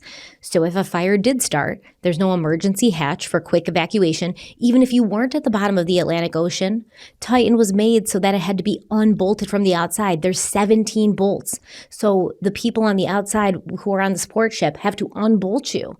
And so even if you're in there and you've been brought up and you're like, there's a fire, bring us up, they still have to unbolt 17 bolts, okay? And then not only is the fire burning and it's burning fast and it's not self-extinguishing, but it's releasing toxic fumes. There's no way these people are surviving this. And it's going to be very bad, very painful, very scary. Any onboard fire would be devastating. And with such flammable material used for the floor, with all that oxygen being pumped in, even a small spark or a short circuit from the electrical pods could start a cabin fire. So you've got some problems. You've got all these, yeah, you've got all your electronic stuff encased in metals that are dissimilar. So it's going to cause corrosion. And then they're saying, hey, even if a small spark happens from any of these electrical things, the whole cabin's going to go up in flames. It's over. Yeah, because of those fumes that are in there, and it's kind of like going into the cabin itself. So even though you may not be smelling it or tasting it, there's some type of hazardous gas inside there. On top of that, you have the acrylic window that's not regulated for that depth. You have the carbon fiber hole, which is literally cracking, and the fibers are breaking. So yeah, this is a suicide mission at this point, and we're not even done. All marine safety standards dictate that only non-flammable materials can be used in vessels carrying human passengers. Okay, that's obvious. So OceanGate knowingly used flammable flooring, ignored fire safety protocols, and then dismissed the concerns raised by David Lockridge, who was the director of marine operations. During this testimony before the U.S. Coast Guard, Lockridge talked about how OceanGate reused so many components from previous versions of the submersible. Just for the record, this is on the original first Titan hull, as we previously discussed. On the original Titan hull, and it's also on the second hull, which was involved in the incident. They reused these domes, they reused these ceiling faces, they reused the acrylic, they reused the interior. Everything was reused. It's all cost. Now, I wasn't there for that, but I know firsthand everything was reused. And I'm sure that'll all come up as part of the investigation. How the hell they managed to get the carbon removed from segment 1, segment 2, that'll be an interesting topic. All right, so let's talk about that carbon fiber hull because Lockridge found plenty of issues there. He wrote that the hull could not be inspected externally due to the rhino coating, which had been applied under the direction of Tony Neeson. We're going to talk about that in a second because it's ludicrous. And you know what that is, right? Yeah, it's the thing you put on your car. Yeah, it's like the rough surface that you see in the back of it. You see it very often in the back of trucks, pickup trucks, yeah. He also said that it must be noted that visible voids and delaminations were present in the carbon end cut-off segments. And Lockridge took photos of these defects. The cut-off segments refer to sample pieces that were cut off from the ends of the actual carbon fiber hull. This is usually excess, trimmed off material that they're gonna, when they're kind of fitting all the pieces together. Now, these segments would have represented a cross-section of the hull, so you could visibly see the internal layering of the carbon fiber, and you'd be able to see whether the material was uniform, and most critically, whether there were structural flaws like voids and delamination, which is going to weaken carbon fiber extremely. And that was proof of why my justification of questioning the feasibility of using a hull that had so many imperfections in it. The image on the right side, on the starboard side there, that is me shining a torch through the back. Now, that one section itself, that is a 5-inch section of carbon fibre. That is part of the hull winding, the initial hull. All the way through that, I mean, I just held my torch and took a photograph of one of the sections of the hulls. You could see all the way through it. It was like porous paper. It was disgusting. When I saw this, when I saw the imperfections in the hull itself, I highlighted this repeatedly, and I was constantly put down about it. It'll be fine, the glue will hold it together. You could honestly put micrometers down this, verniers. You can actually feed it down several millimeters. Hope you don't mind me using the metric system for that. Don't know how many thousandths of an inch that is, but you could actually put the thin end of a vernier into some of these holes of this 5-inch thick hull. It was disgusting. How they mitigated all these holes was they got this company in from Everett, Washington. They took the hull out into the car park at the back of the marina, and they created a pop-up tent and sprayed it with truck bed liner, which I have never seen or heard of in any subsea application in my life. So basically, in the back of your F-150 or your Ram truck, the hardy material that you stand on to stop it getting rusty and scratched, that's what OceanGate engineering team decided to do to stop water getting in through these holes. Now, I'm sure I'm not the only one. I'm looking at all your faces here that's got the common sense to question this method, especially when it's never been done before. Appalling. Absolutely appalling. Can I just say, like, not only is David a smart guy, not only is he brave, but he knows how to tell a story. Mm-hmm. He's Scottish, right? That's in their blood. But the way he's just breaking it down for them, putting it into context, he's good, man. And the fact that this guy was on their team, yeah, and they let him go and they didn't listen to him is just an absolute waste of talent. And if you're watching on YouTube, you can see the photos that he included in his report. He took pictures of the photos, these segments. Even if you don't listen to our episode, go look at the photos. He shined a light through one end. You can see holes. Just, and he's like, yeah, you could put something in there from one side to the other. These holes, they're just sitting there. It's insane. All right, so we're going to talk about the reaction to David Lockridge's extremely thorough and accurate report. But before we do, we're going to take a quick break. We'll be right back. What What does feeling safe at home actually mean to you? Because for the longest time, I thought I was good with a sturdy lock, a nosy neighbor, maybe a dog with a loud bark or 4. But after seeing people close to me go through break-ins, after doing cases where, locks and dogs and nosy neighbors aren't enough, real invasive, scary situations, I realized that feeling safe means being protected before something ever happens proactively. And that's why we at Crime Weekly trust Simply Safe to protect our homes and our families. And their new Active Guard outdoor protection is next level. It uses AI-powered cameras and live monitoring agents who can detect suspicious activity outside your home before someone ever makes it to your door. So if someone's creeping around, they don't just record it. A live agent can talk to them, trigger spotlights, even call the police. It is proactive protection that stops crime before it starts. So if you're not home or you're not by your phone to even check your doorbell camera or to, tell somebody like, hey, get the hell out of here, and someone knows you may be out of town, Simply Safe is still going to let these people know, hey, you don't have a chance of getting past us and the police are on their way. So no contracts, no hidden fees, and Simply Safe was just named Best Home Security System of 2025 by CNET, which honestly checks out. We've been saying that for years.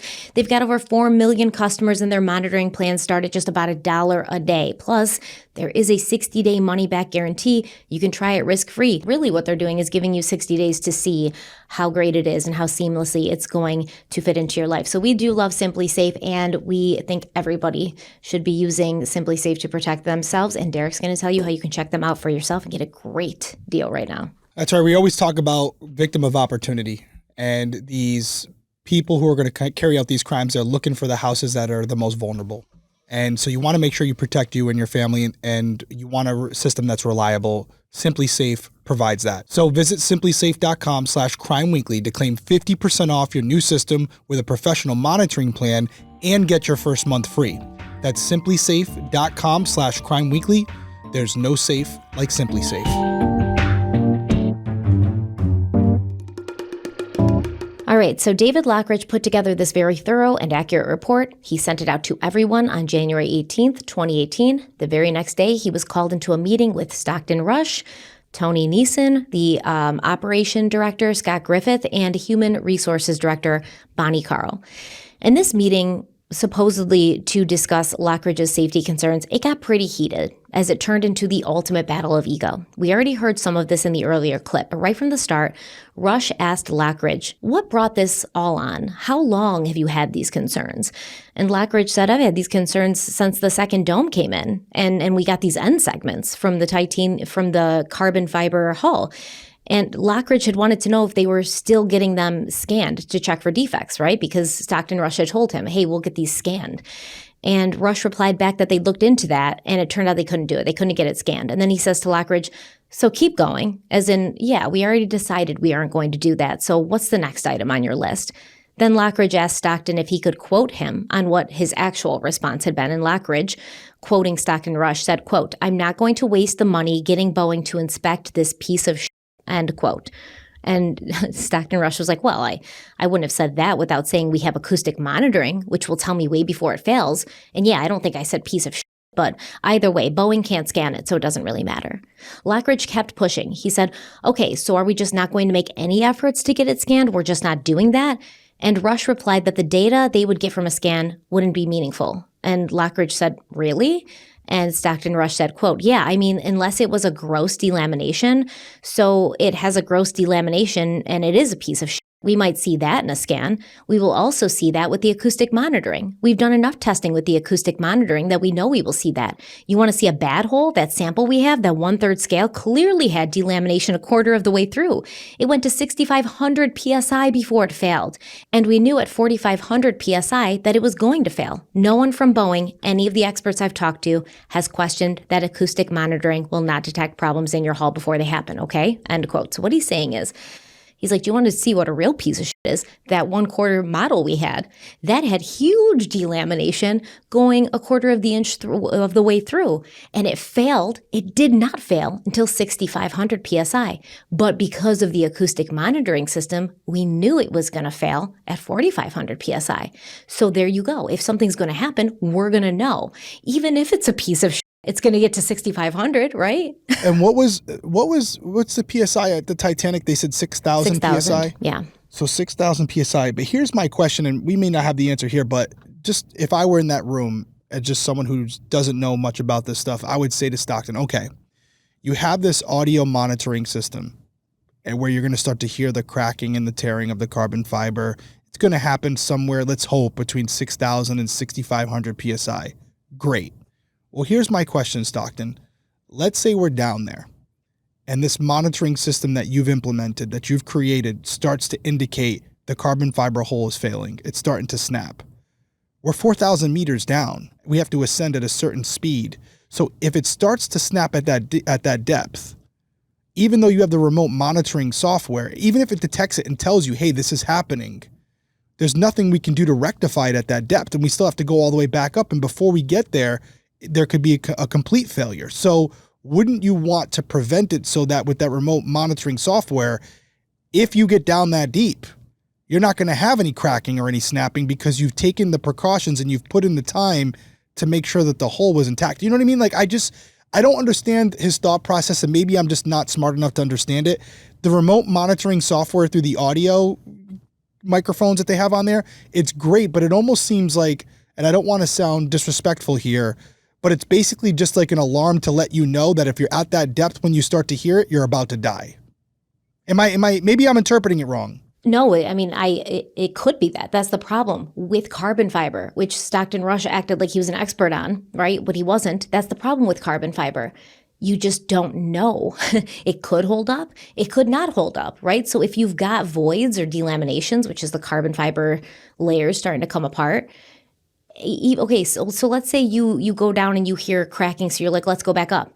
Well, now you still have cracks and snaps in there, and you're going to what? Bring that back down for another dive? No, you'd have to redo the whole thing. You'd have to redo the whole thing, which they're never going to do. No, it's not cost effective. For me, it's like, and if you're not on video, you're not going to see this, but okay, here's our carbon fiber hull. It's completely intact. Well, is it stronger now or when I go like this?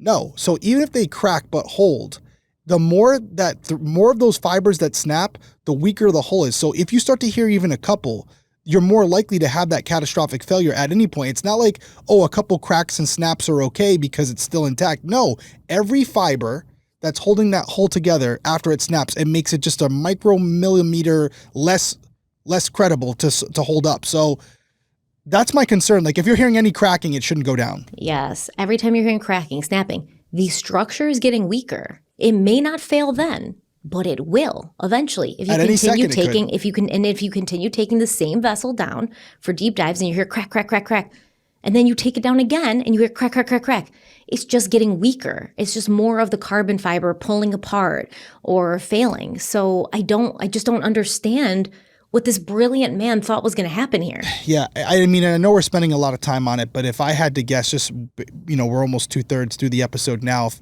not being down there and maybe through the investigation, it will be determined exactly what happened. But here's the one thing I will say. As it was going down, if it was starting to crack and snap and do all those things, I would like to think, but I can't say it for certain, Stockton would have said, we have to turn around and go back up. It's cracking too much. There's too many snaps that I'm hearing. What's more than likely is what you were saying earlier about that viewing port where it would be like an immediate failure. There would be no warning system that would tell you this thing's about to implode.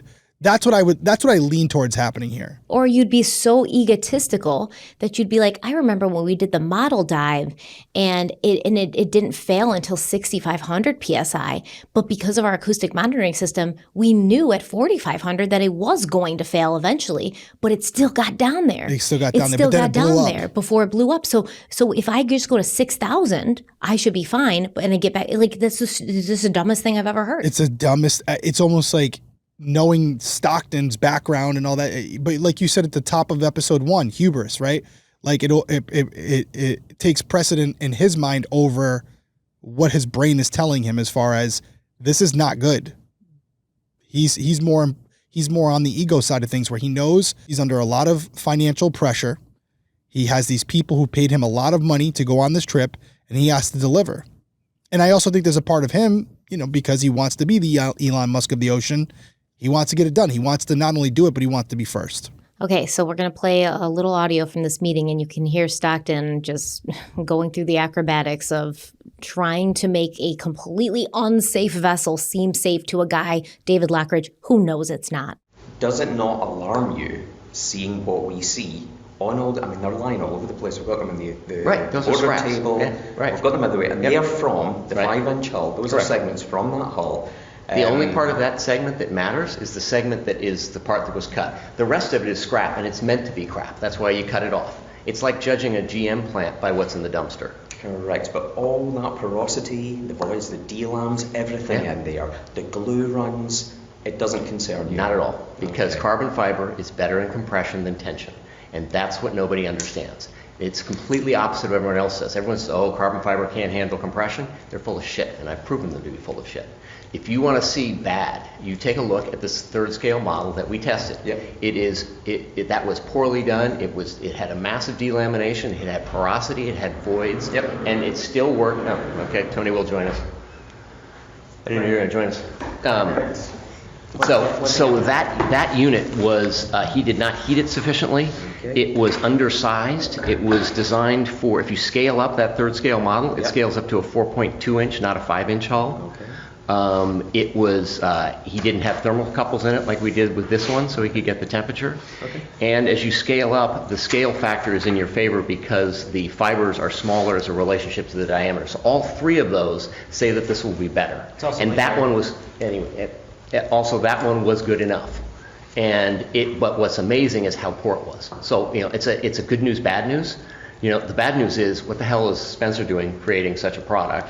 And the good news is Spencer knows. That's why Fawcett went to him and why he's the only person who's made these hulls, is carbon fiber in massive uniform compression is highly tolerant of voids, mistakes, and manufacturing defects, which is the opposite. I've talked to experts at DARPA, I've talked to experts at Boeing, I've talked to Spencer, I've talked to ATK, I've talked to General Dynamics. It's been an 8-year project. I know what the hell I'm talking about. Okay. So, keep going. Okay, so when you heard Rush tell Lockridge to keep going, Lockridge asked, okay, well, do you want me to just go through the list of concerns in this report? And Rush responds in a very manipulative way. He said, quote, I'd like to go down all these things, but part of it, I also want to know what led up to this. What's your goal with this document? End quote. And Lockridge is like, well, my goal is to make sure that everyone who rides in this thing is safe, including you. And then Rush, along with Tony Nielsen, they chime in, arguing with Lockridge, and you can hear Neeson tell Lockridge that he never dismissed him. We heard that earlier. I never dismissed you when you talked about the O-rings and the plunge holes. And Neeson is like, those plunge holes are fine. Go Google it. Plunge holes are always all over the place. I talk to people. Stockton's talked to people. They all said it's fine. And Lockridge was like, okay, great. Well, can I see documentation from the people you've talked to saying that this is an appropriate application? And Neeson was like, no, you cannot. I talked to them over the phone. So then Lockridge brought up the acrylic viewport window and they knocked his objections down. And one of the great things about acrylic, it doesn't just fail. Yeah, acrylic. And so we have Experience. determined this is part of the test program. We're going to test it. I am confident that Will doesn't know what he's talking about. And even Will says the data is wrong. And then he goes back and says, but the data says you can't do this. So it's not certain. It What won't does be the certain. data, when you say it goes off the chart, what does the data say that Go viewport's to good for? PBHO. If you go to PBHO, Yeah. it's right in there, and you look at the type of. They have a chart, and Okay. it goes out, and what they come up with is you come up with a critical pressure, Yep. which is the failure, and then you multiply by what they call a conversion factor because they didn't want to call it a safety factor because they knew every engineer would laugh at them because it's 4 to 10. There's not a safety factor of less than 4 on acrylic. Okay.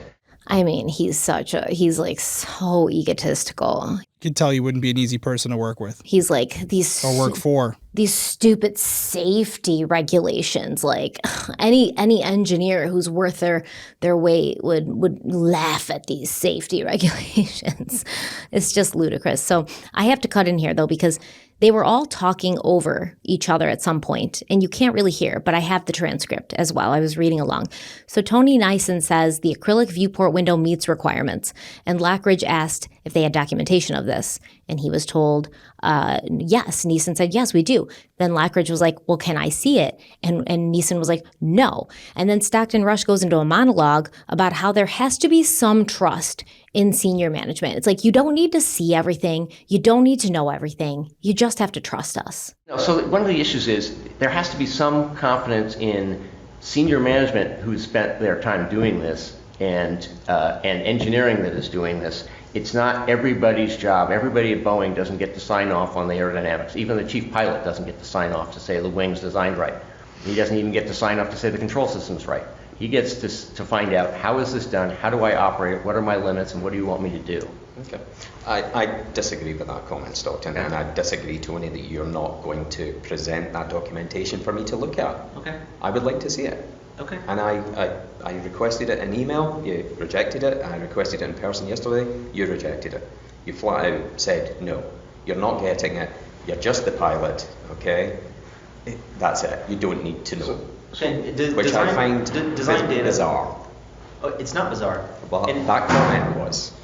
No, it's not bizarre. And the reason why it's not bizarre is what you've done well documenting here. Yes. Is you can take, you can pick and choose some part of data that you want and extrapolate misinformation, right? And that's what happens. Okay. Right. So that's why engineers don't share that really with the world. You get a report, and some people will know, or certification. You don't see anything behind certification whatsoever. Nobody sees data behind certification, and the reason is for some of the items that you wrote in here. Is you would package it differently and represent it in error. And I can go over that. Can you package it so that the people who aren't as intelligent as engineers can understand it? Yeah, that's what like a cert paperwork or a report is for. Absolutely. And do you have that? No, I don't have time to write that yet. Yeah, that would be this thing that you'd have. Oh, can we look at that? No, I haven't had time to write that one yet. No, I mean, and by the way, that's for anyone who can't click, because sometimes I'm confusing them. That was Tony Neeson, if I got that correct. That's Tony Neeson. And that's him speaking up, and Stockton Rush is sitting in the background letting his little pimple go after people. Yeah. Yeah. No. That's the distinction between Tony and David, for sure. David's telling Stockton to his face and in writing, you're full of shit. And I don't like what you're doing, and he's saying it in a more respectful way. Yeah. But I don't agree with you. And then you have Tony Neeson, who's basically defending Stockton and backing him up. Leave Stockton alone. Yeah, but if you listen to these documentaries and you watch these clips, Tony Neeson is sitting in these chairs and doing these things and speaking as if he was on the same side with David Lockridge the entire time. Like, how could I have done anything? The Stockton didn't give any. You didn't really push back that hard. I don't care what people say. I'm officially on the I don't like Tony Neeson. I don't like Tony Neeson. I'm gonna be honest with you. I don't like him. I don't like him. I don't like him. I feel like he's fake. He's fake, and he's being kind of a dick here, right? Because he's like, this is the reason, and then they're saying Boeing, even the head pilot at Boeing doesn't even get to see. That's not the point. Boeing's classified. There's external bodies making sure that this is a safe vessel for people to go into. The pilot doesn't need that. You're not doing this. This is experimental. That's what you keep telling everybody. It's all highly experimental. We're the first ones, cutting edge, with the cool kids. The audacity to go on and do like a Netflix doc when you know that these recordings are out there. You got balls, buddy. You got balls, because if you would have backed up David Lockridge at the time when all of this was happening, and then Stockton Rush was the outlier and he was the dissenting opinion, maybe you would have had no choice but to make changes. But because he had people like you yes-manning him, he kept moving forward because he was emboldened by you backing him up. Yeah, because if the head of the engineering department and every single person there got together and they were like, okay, Stockton, sorry, we're just not doing anything. Like, you can't, you can fire us all. And then you won't have a nobody company to build your submarine. But we are not doing it any further until these safety precautions are taken. But instead of doing that, instead of aligning with David Lockridge, Tony Neeson backed up Stockton Rush, even though he's the head of the engineering department and he knew these issues were there, right? We're going to hear that.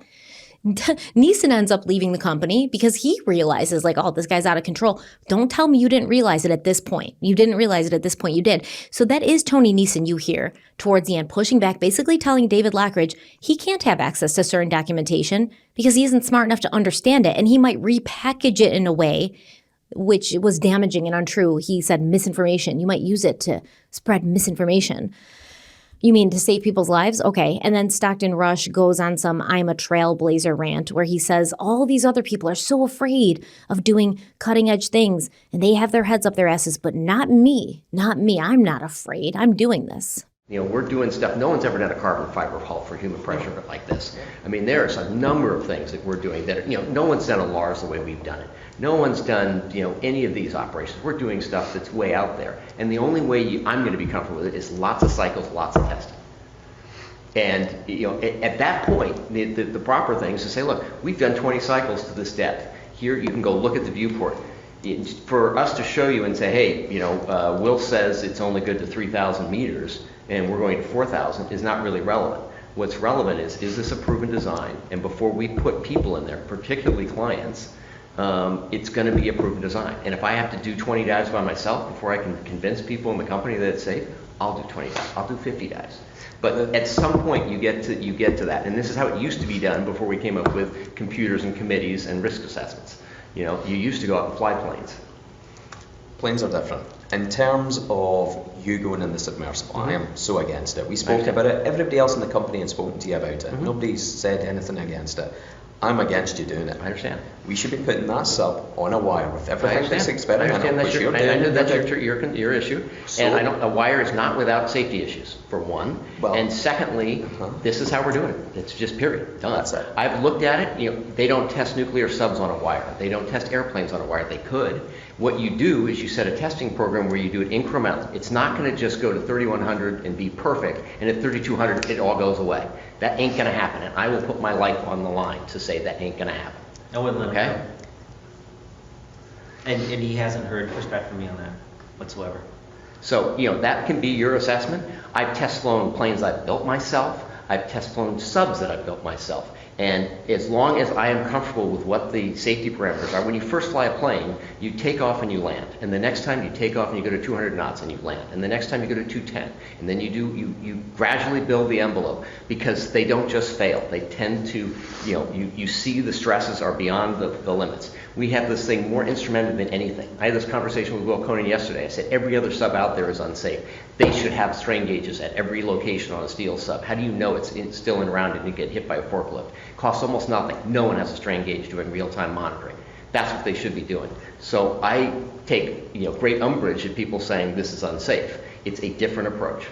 And I will do it incrementally, and I will do it safely, and we will analyze the data from every depth.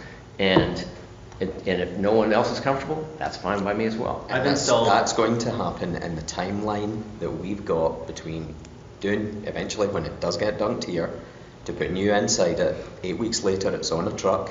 It takes, 2-3 weeks to get there. Yeah. And within how many dives do you want to be at 4,000 meters? We'll do 3 to start with. We'll do 1, 2, and 3, and then we'll see what the descent rate is and how long it takes, and we'll do it by 100-meter increments from there on out. Okay, I disagree with that, because the cycles I'm are not sufficient. I'm going to stop in the way, along the way. Well, we have real-time monitoring, so we'll see. The same thing. Every time we go to 1,000 meters, it should be quieter than the last time. If it isn't, then we have serious concerns. We have a lot of mitigation plans in this that are already in place, that have been tested, and that nobody can deny. It's just nobody's done it that way before. Computers fail. We know this with Cyclops 1. Right. So you call the dive off. So to get that data, right? Computers don't fail. 20. Anyway, we don't have to get into that. Moving on. Yes, but so the answer is yes, a computer fails. So we call the dive off. And how do you know you're getting accurate data? Because we have the strain gauges. We test it with the same way Boeing does. Snap a 3mm pencil lead on the outside and see what that waveform looks like. Yeah, it's just more of the same, right? It's just Stockton saying, no matter what, I'm going to continue moving forward. My only problem, I have a few problems, but the biggest problem I have here is Stockton is essentially the incident that happened where it killed Stockton and all the other passengers. That essentially was a test. You're testing this device, this submarine, with clients. And that's what David Lockridge is saying right here. How many times are you going to go down and test it before you're going down there with clients or going down there by yourself? And 3 or 4 times, not enough. And there wasn't, from what I understand, there was never a successful dive to that depth, I don't think, with that particular submarine before these clients went down. I could be wrong on that. And I'm just reading it, looking online. Not everything's accurate there, but they were still well within the testing range of this submarine to ensure that it would be safe for people to go on it.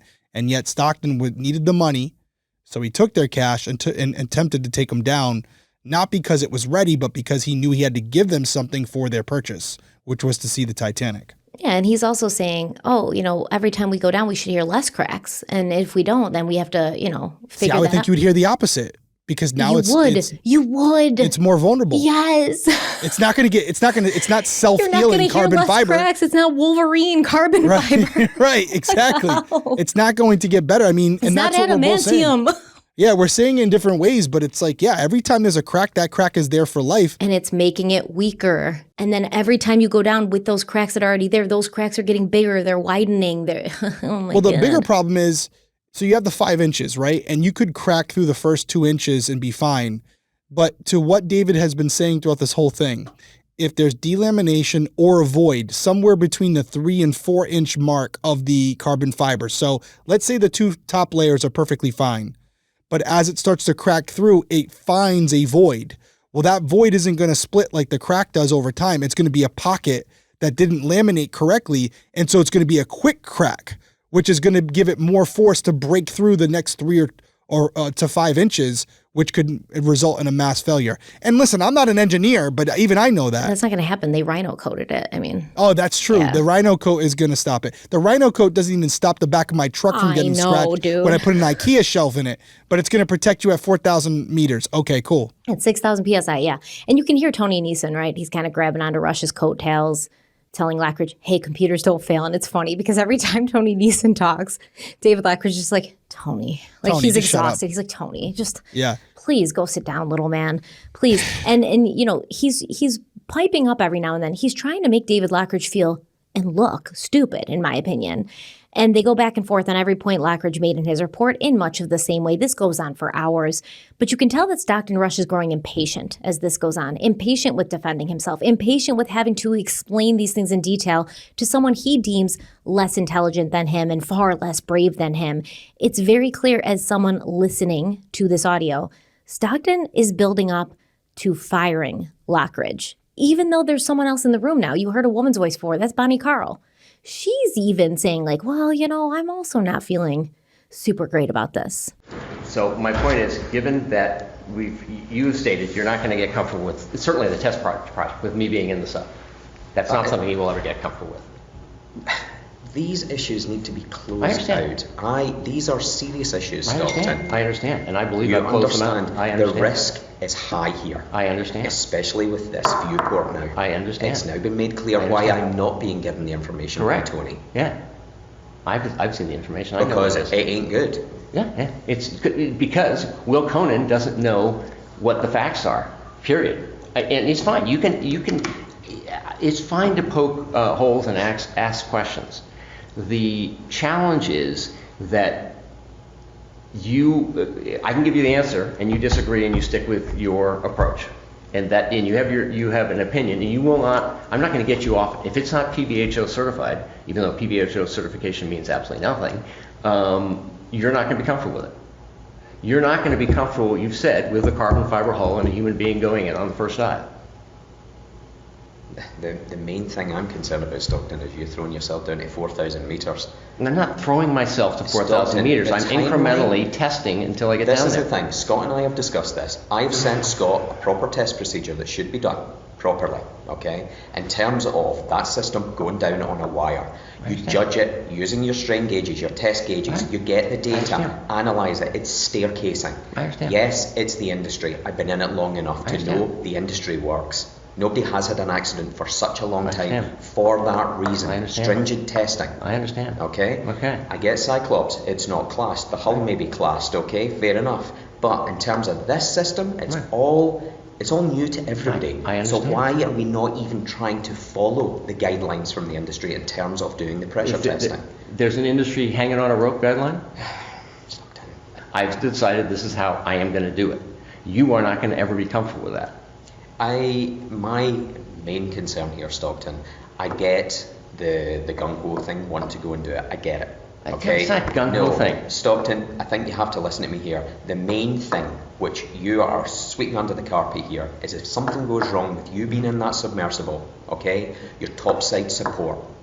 Those are the ones that are left with the aftermath. Those are the ones that are left to answer to the accident investigation team. OceanGate is done. Everybody says, it'll just be Stockton's wife. That's the only person you could be liable for. Nonsense. The accident investigation team will come down. I understand. It would shut the industry down. I understand, and that's bullshit, but that's fine. Okay. the industry likes to say that all the time. I'll agree with him on, I'm uncomfortable with you doing the man test as well, and I've told this to Neil, that the thought of going down to the Bahamas and bringing back a dead body would mentally fuck everyone who is down there, and that scares the shit out of me. Okay, and if you worked for Virgin Galactic, you got 3 dead bodies. I mean, that's the nature of testing things in the extremes. Understood.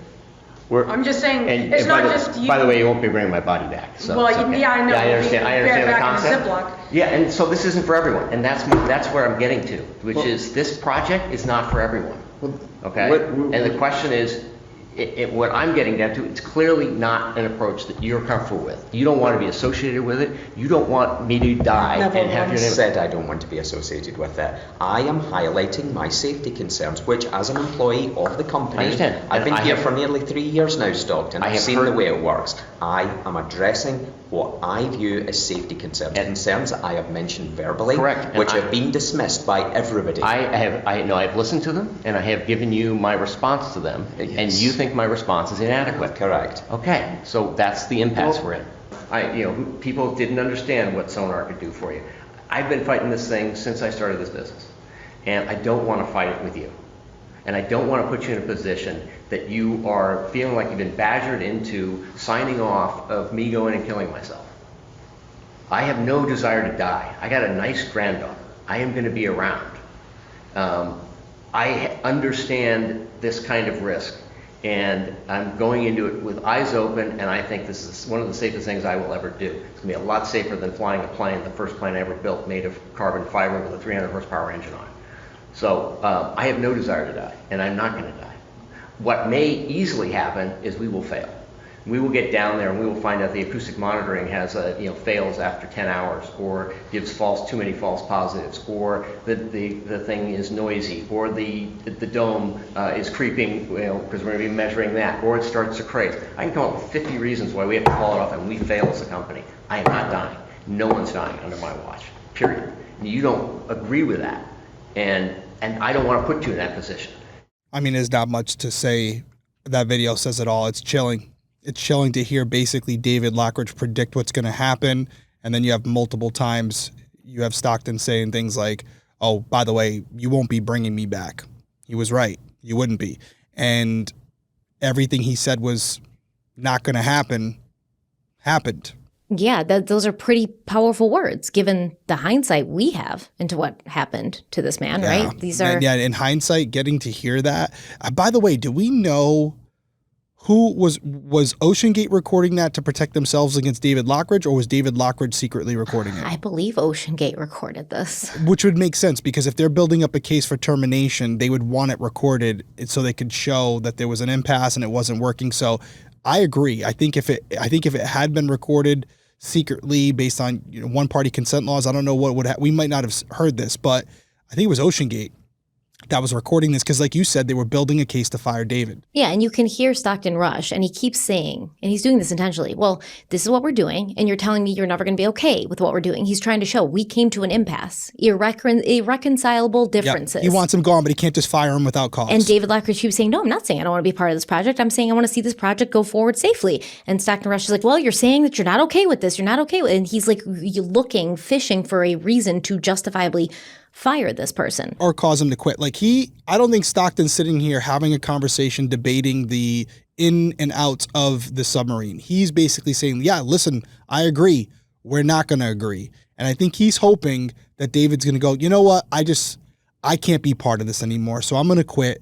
And he wants that recorded. He wants to have proof of it. So I think Stockton's not trying to fix the problem here. He's saying, yeah, we're not going to agree. I don't like you. You don't like me. I don't want to have to answer to you. By the way, he's always reinstilling with all of his employees that there's a hierarchy, right? You're a pilot. You're an engineer. But I'm the boss. This is my business.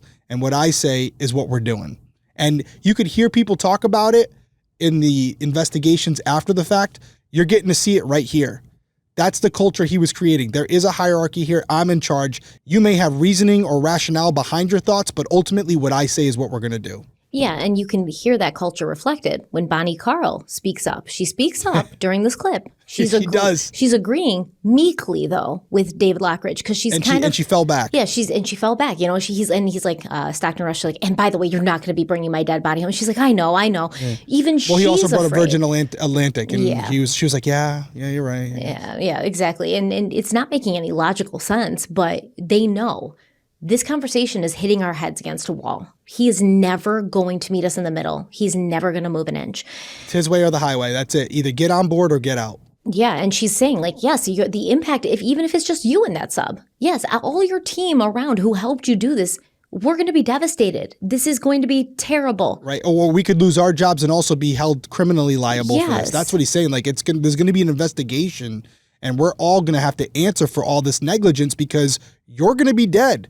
And they're going to be asking us, why did you let this happen? Like we're doing right now. Yep.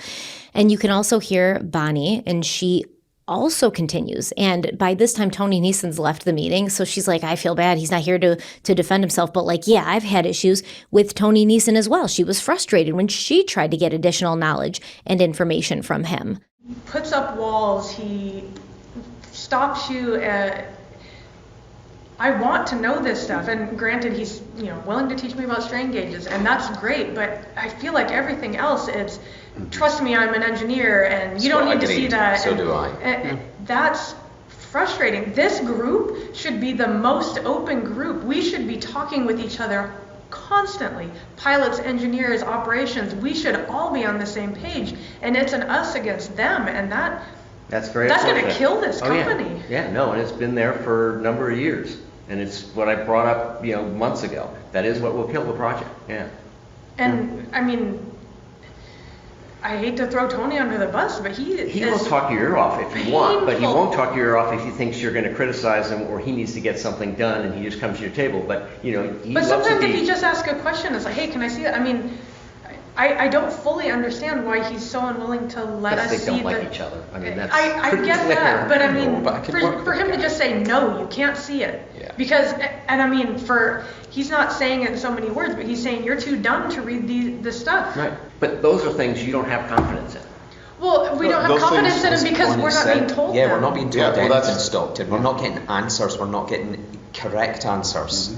It's been a problem, and it has been a problem since day one, and we have been trying to make it work, this relationship thing. And it goes both ways. He says he's been trying. I get he said, she said from all of this. So, and the fact is, I know. I'm getting all the answers, and I'm the guy who's listening to everything that Tony's saying, everything that Will Conan's saying, everything that Boeing's saying, everything that Brian Spencer's saying, ATK, GD. I'm the guy who's collecting all that data. Okay? It sits here. And if you don't have confidence in the CEO, then that's the wrong place to be. And that's what it comes down to. AKA, you should quit. That's what he's saying. Yeah, and he's saying, like, he's like, well, she's like, why is he not giving us the information? He's like, well, they don't like each other, talking about Tony Neeson and David Lockridge. But Bonnie Carl's asking for the information. She's not getting it either, right? Oh, I thought he said you don't like each other. No, they don't like each other, he's saying, right? Got it. So, I mean, obviously Bonnie's even she's getting more like aggressive with it. She is. She's getting a little fire under her right now. She's getting pissed off. And she says the exact right thing. We're working on this as a team. We should be talking to each other and transparent about everything every single day. There should never be an issue with communication. And Stockton Rush just doesn't want to hear it. He's like, listen, at the end of the day, if you don't trust me, you don't belong here, get the hell out. And long story short, David Lockridge was fired after that meeting. They gave him 10 minutes to clear out his desk and vacate the premises. So the following month in February, David Lockridge filed a whistleblower complaint with OSHA under the Seamen's Protection Act. And for the following 10 months, he was placed under their whistleblower protection program, during which time he turned over all evidence he collected during his time with OceanGate. OSHA sent OceanGate a letter in February of 2018 informing them that they were starting a preliminary investigation. And although they did not name David Lockridge, the company seemed to know where this investigation had come from. OceanGate responded with a 5-page letter in which they explained their side, along with the audio of the 2-hour meeting with Lockridge. And the letter, written by OceanGate's lawyers, claimed that Lockridge had been asked to inspect the submersible, but he went well beyond what he was asked to do by preparing the report. So yeah, they wanted him to do an inspection, but then do nothing, not prepare a report, not cause any issues, just busy work. They said that Lockridge's insistence for another form of testing was not necessary due to the acoustic monitoring system that would provide data points to assess the safety of the hull at every point during the testing process. Remember, this acoustic monitoring system was created by Stockton Rush, never used before. He created it, got a trademark, everything. So then the following month, OceanGate sent David Lockridge a letter threatening himself and his wife with legal action. The letter suggested that Lockridge tell OSHA that his claim was not well-founded, and they attached a copy of a potential lawsuit as well as a potential settlement that if Lockridge agreed to take, he would have to withdraw his OSHA claim and pay for OceanGate's legal expenses, as well as sign an NDA agreeing to not disclose any information about OceanGate.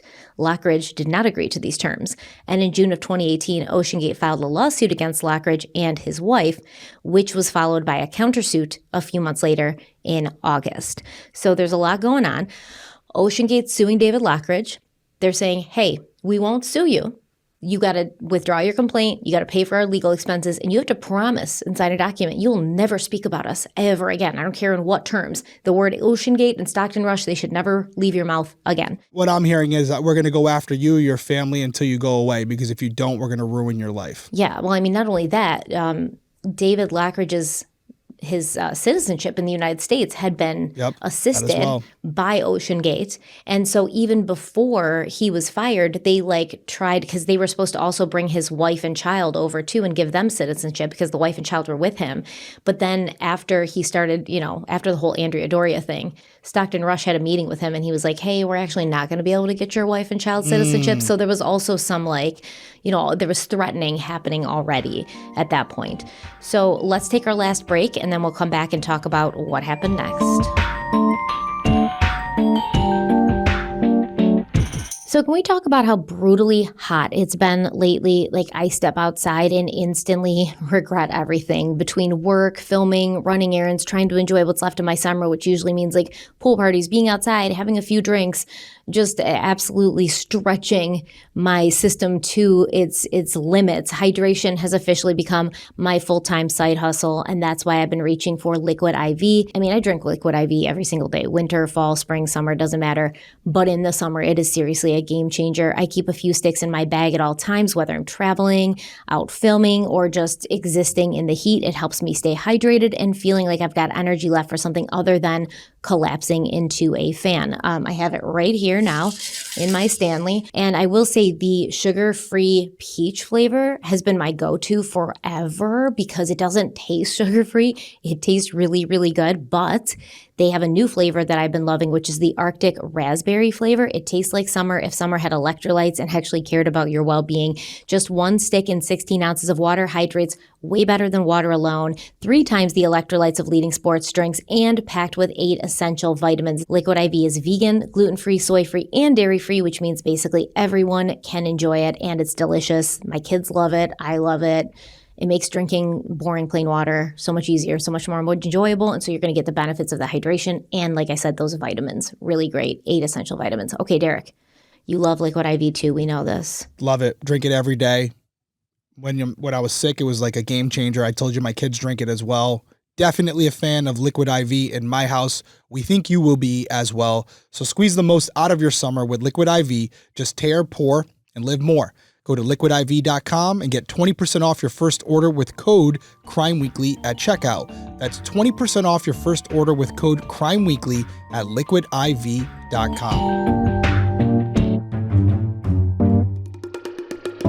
By November of 2018, OceanGate and David Lockridge had settled out of court, and OSHA didn't pursue the investigation any further, with a source telling ABC News, quote, OSHA was overwhelmed and assumed it would get settled in or out of court, end quote. OSHA failed not only my family financially and emotionally, but stood by and did nothing to prevent further acts of retaliation from OceanGate. David Lockridge says he went to OSHA as a last resort after years of begging OceanGate founder Stockton Rush to make serious safety changes. He was a control freak. That is it. It was his way or not at all. Lockridge says after officially becoming a whistleblower and entering witness protection, OSHA did nothing to address his concerns about submersible safety. I feel deeply let down and disappointed by the system that is meant to protect not only seafarers, but the general public as well. Exhausted and worn down, he eventually took a settlement agreement. I felt like there was no urgency on their behalf in getting this stopped. And at this point, the sub was already down at the harbour and going through trials in international waters. Okay, so basically, David Lockridge at this point, during the Coast Guard hearings, he's done. He's not protecting nobody. He's coming for OSHA too, because he's like, listen, I went to OSHA trying to save people, and they put me in the whistleblowers protection program. And then Stockton Rush and OceanGate sued him anyways. Now, OSHA did not reveal that it was David Lockridge who had filed the report, but of course, he'd just been fired. He was the one who had the inspection report. He had all this information. OceanGate knew it was him, so they start threatening him. They're threatening him with a lawsuit. David Lockridge is going to OSHA, and he's like, hey, I'm in your protection program. They're threatening me with a lawsuit. Can you interfere? Can you do something? OSHA did nothing. So, and then as the time goes on, and David Lockridge won't take the settlement, and he's like, keep going, I'm going to keep fighting. OSHA's not doing anything. They're not doing anything. So David Lockridge and eventually feels like I have nothing to do but settle, because if I don't, this company is going to come after me. They're going to destroy me. They're going to take all my money. They're going to, have me removed from the United States. There's a million things they're going to do to put pressure on me, and OSHA's not protecting me. They're not helping me, even though they're supposed to. Yeah, he had no choice. He's probably paying a lot of those legal fees out of his own pocket. He was. Yeah, he's in a really tough spot. And then when he has no choice but to settle, OSHA's like, well, you guys handled it, so we're not going to look into this any further, which that's crazy. That's absolutely crazy. So by January of 2018, Titan was fully assembled, and OceanGate transported the submersible to the Bahamas, where they would conduct deep water testing. And they did conduct multiple uncrewed descent tests near the Abaco Islands using a monofilament line to safely lower Titan to its full intended depth of 4,000 meters. These tests measured the hull's strain and acoustic behavior, feeding data into the ship's real-time monitoring system. In mid-April, during these Bahamas tests, Titan was struck by lightning near the water's surface, so it hadn't even gone into the water yet. And OceanGate announced that the strike damaged over 70% of Titan's internal systems, though they said it avoided a direct hit to the carbon fiber hull. In March of 2018, the Marine Technology Society raised serious concerns about Titan's development, and this letter was addressed directly to Stockton Rush, and it was written by the MTS Committee Chair Will Conan, alongside other leading experts. We've already talked about Will Conan, CEO of Hydrospace. He was the one who certified the viewport up to, 1,500 meters, but said, I can't certify it to 4,000. He's already kind of privy to what's going on with OceanGate, and he's not happy about it, nor are these other experts in the industry. And the letter talked about OceanGate's misleading marketing, with their materials claiming that Titan would meet or exceed the DNVGL safety standards when it was clear the company had no intention of certifying the vessel with DNV or any recognized classification body. The letter emphasized that OceanGate's unconventional and experimental development process, particularly without third-party validation or rigorous engineering reviews, could lead to negative outcomes, ranging from minor issues to catastrophic failure that would have severe implications for the entire industry. The MTS urged OceanGate to initiate at least a prototype testing program reviewed or witnessed by the DNVGL, which is the world-leading marine classification society. This letter reflected widespread unease among submersible engineers and highlighted a growing friction between Stockton Rush's marketing-driven approach and traditional safety standards. After receiving the letter, Will Conan and Stockton Rush had what was described as a frank conversation, during which Rush defended OceanGate's methods as necessary innovation, and they agreed to disagree. So basically exactly what we heard in that meeting with David Lockridge. Will Conan, all these other people that know what the hell they're talking about, they're like, hey, this is bad. Stockton Rush gets on the phone with Will Conan, and he's like, listen, let's agree to disagree, because I'm not listening to you. I'm not going to do anything different. I'm pushing forward exactly as I already planned to. Yeah, it just seems like that was his MO, right? Like even during that interview that we got to hear, he was trying to convince David Lockridge to quit, because that would make everything easier from a business perspective, right? When you terminate someone, you run into a lot of issues, especially if you can't justify it, and you can't say, well, he just wanted us to be safe.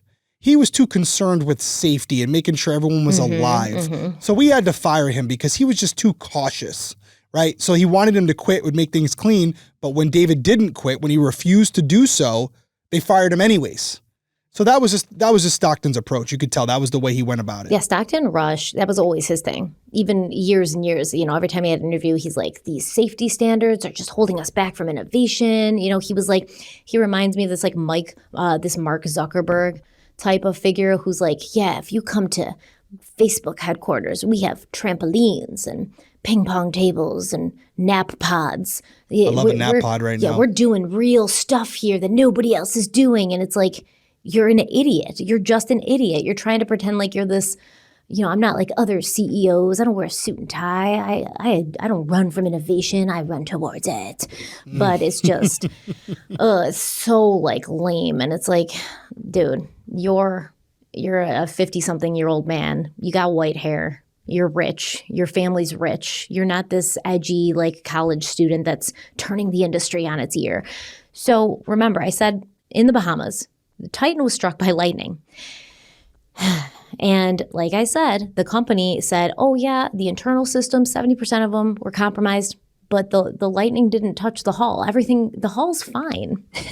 In a now deleted interview with Teledyne Marine, Stockton Rush noted that if the hull had been hit directly, it probably would have taken them out completely. But the components were replaced within a couple of days, thanks to what he called off-the-shelf parts. Now, what actually happened is that some of the damaged equipment was replaced within a few days, but Titan was still without many components for a few weeks. And despite this, Stockton Rush, who was impatient, decided to still attempt a dive in shallow water. The day after he did this, Stockton Rush wrote about his experience, saying, quote, I was merely spam in the can with no comms for 9+ hours inside the sub. I could see parts of the sub floating away on my cameras, but could not communicate to the tow team. A remarkably surreal and frustrating experience. End quote. So he gets hit by lightning. Some of the stuff's replaced. It would take a few weeks to get everything replaced. He claims the hull was not hit, and then he goes down in just shallow water. And he's got no communications for 9 hours. And he sees pieces of the submersible floating away from him in the water. And he's like, this was really surreal and frustrating. I will give him this. Just one positive thing. I mean, it's stupidity for sure, but he's ballsy. I'll give him that. He's mentally ill. That's your mental that's a mental illness. To be like, I'm watching parts of the submarine float away from me, but I'm still going to try to take this thing that has been told to me by everybody who knows that it's a mess and now has been struck by lightning, and I have to replace components with off-the-shelf parts, meaning just stuff he could buy quick at a store, at Amazon, from a wholesaler, and I'm still going to act like everything's fine and take people down in it, okay? And because at that point, OceanGate had already announced that they were going to be planning 6 missions to the Titanic with 9 paying passengers each dive. But the lightning strike and poor performance forced OceanGate to delay the Titanic missions to the following year. Additionally, Tony Neeson would later testify that the lightning strike had in fact compromised the hull.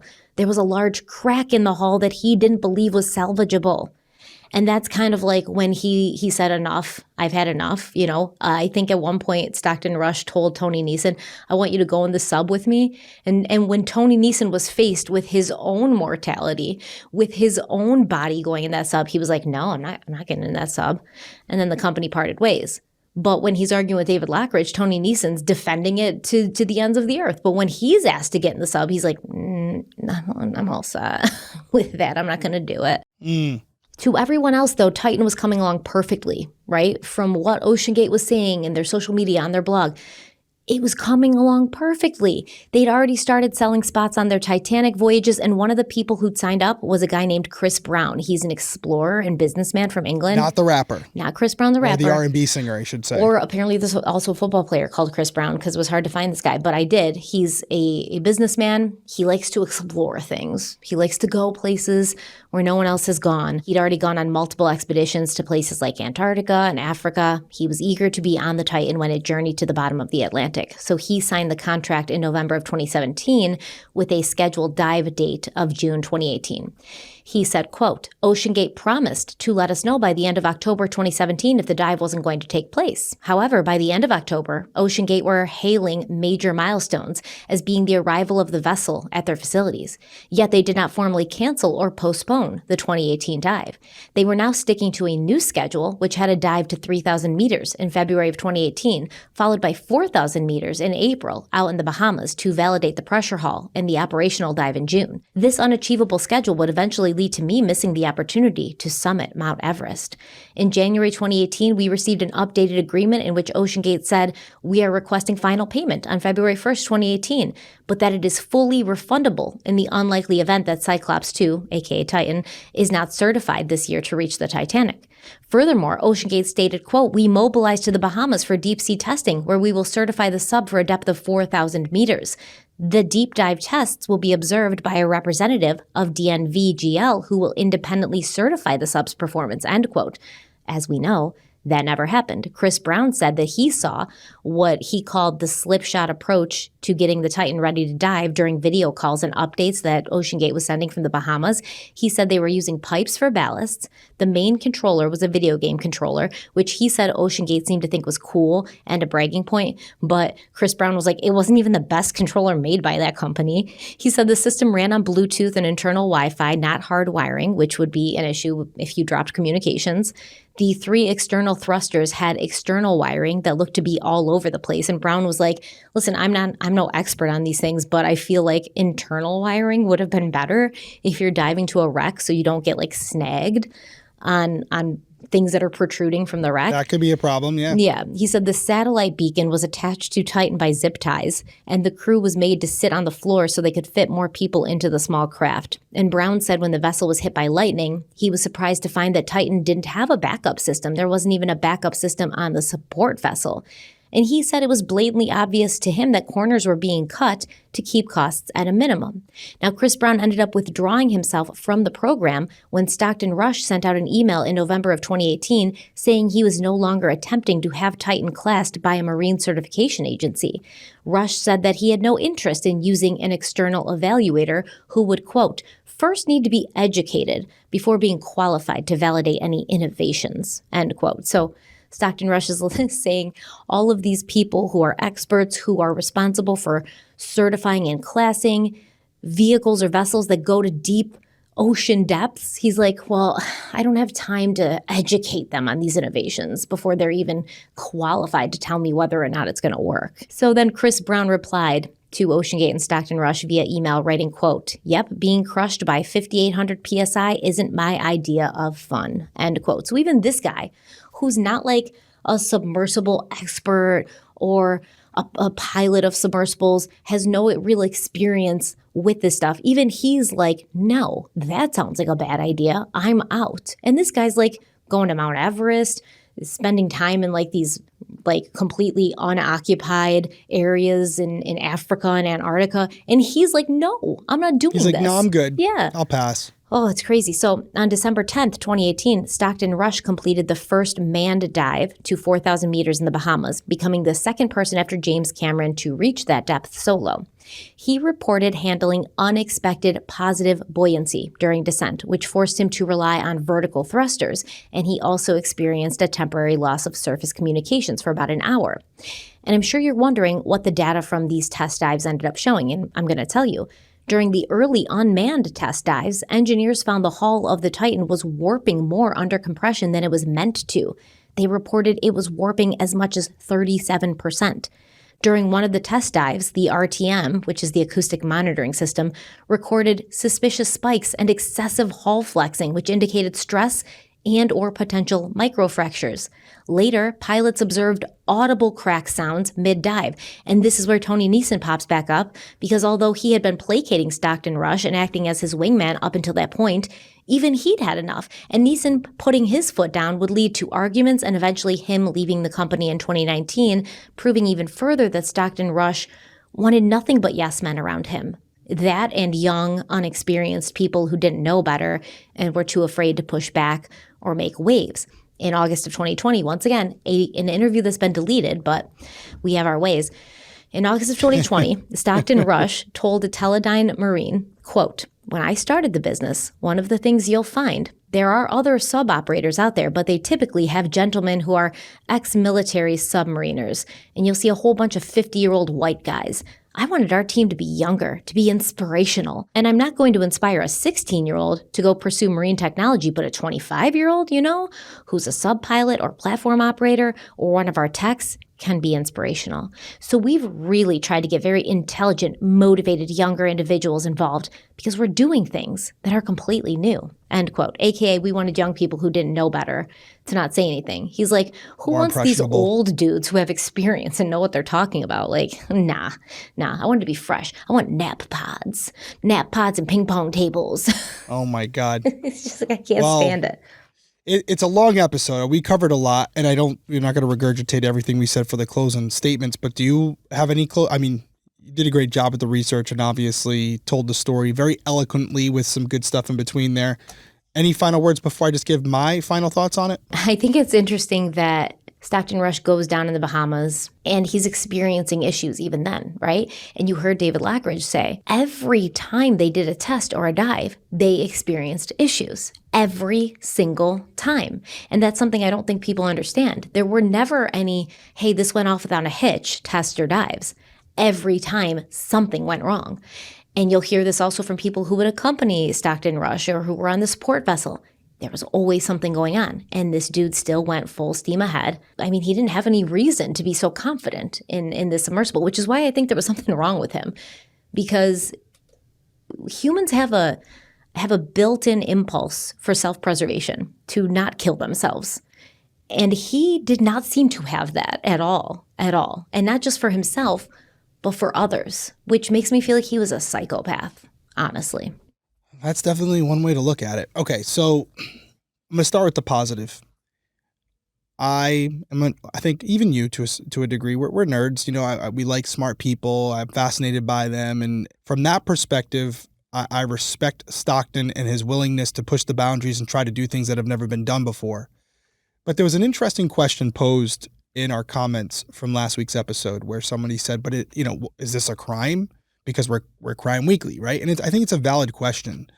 And there is a little law out there where if someone acts with criminal negligence or recklessness, which results in the death of another, you can be charged with a crime, and that crime would be manslaughter. So I think if Stockton Rush wasn't on that submarine, he would have been charged with a crime. Now, we could get into the details of how that would work because I don't know jurisdictionally how that would fall based on where they were. They were off the coast of Canada and things it'd be a little different, but I'm sure they would find a way to arrest this guy for something. If he wasn't on that submarine and there were 5 other people that had gone down, if it was David Lockridge who was down there and all this information came out, which if he was alive, maybe it wouldn't have, but because it all came out, if we would have had access to this information and Stockton was still amongst us, he'd be at least going to trial for something. So I think the amount of negligence that you have shown us throughout these last 2 episodes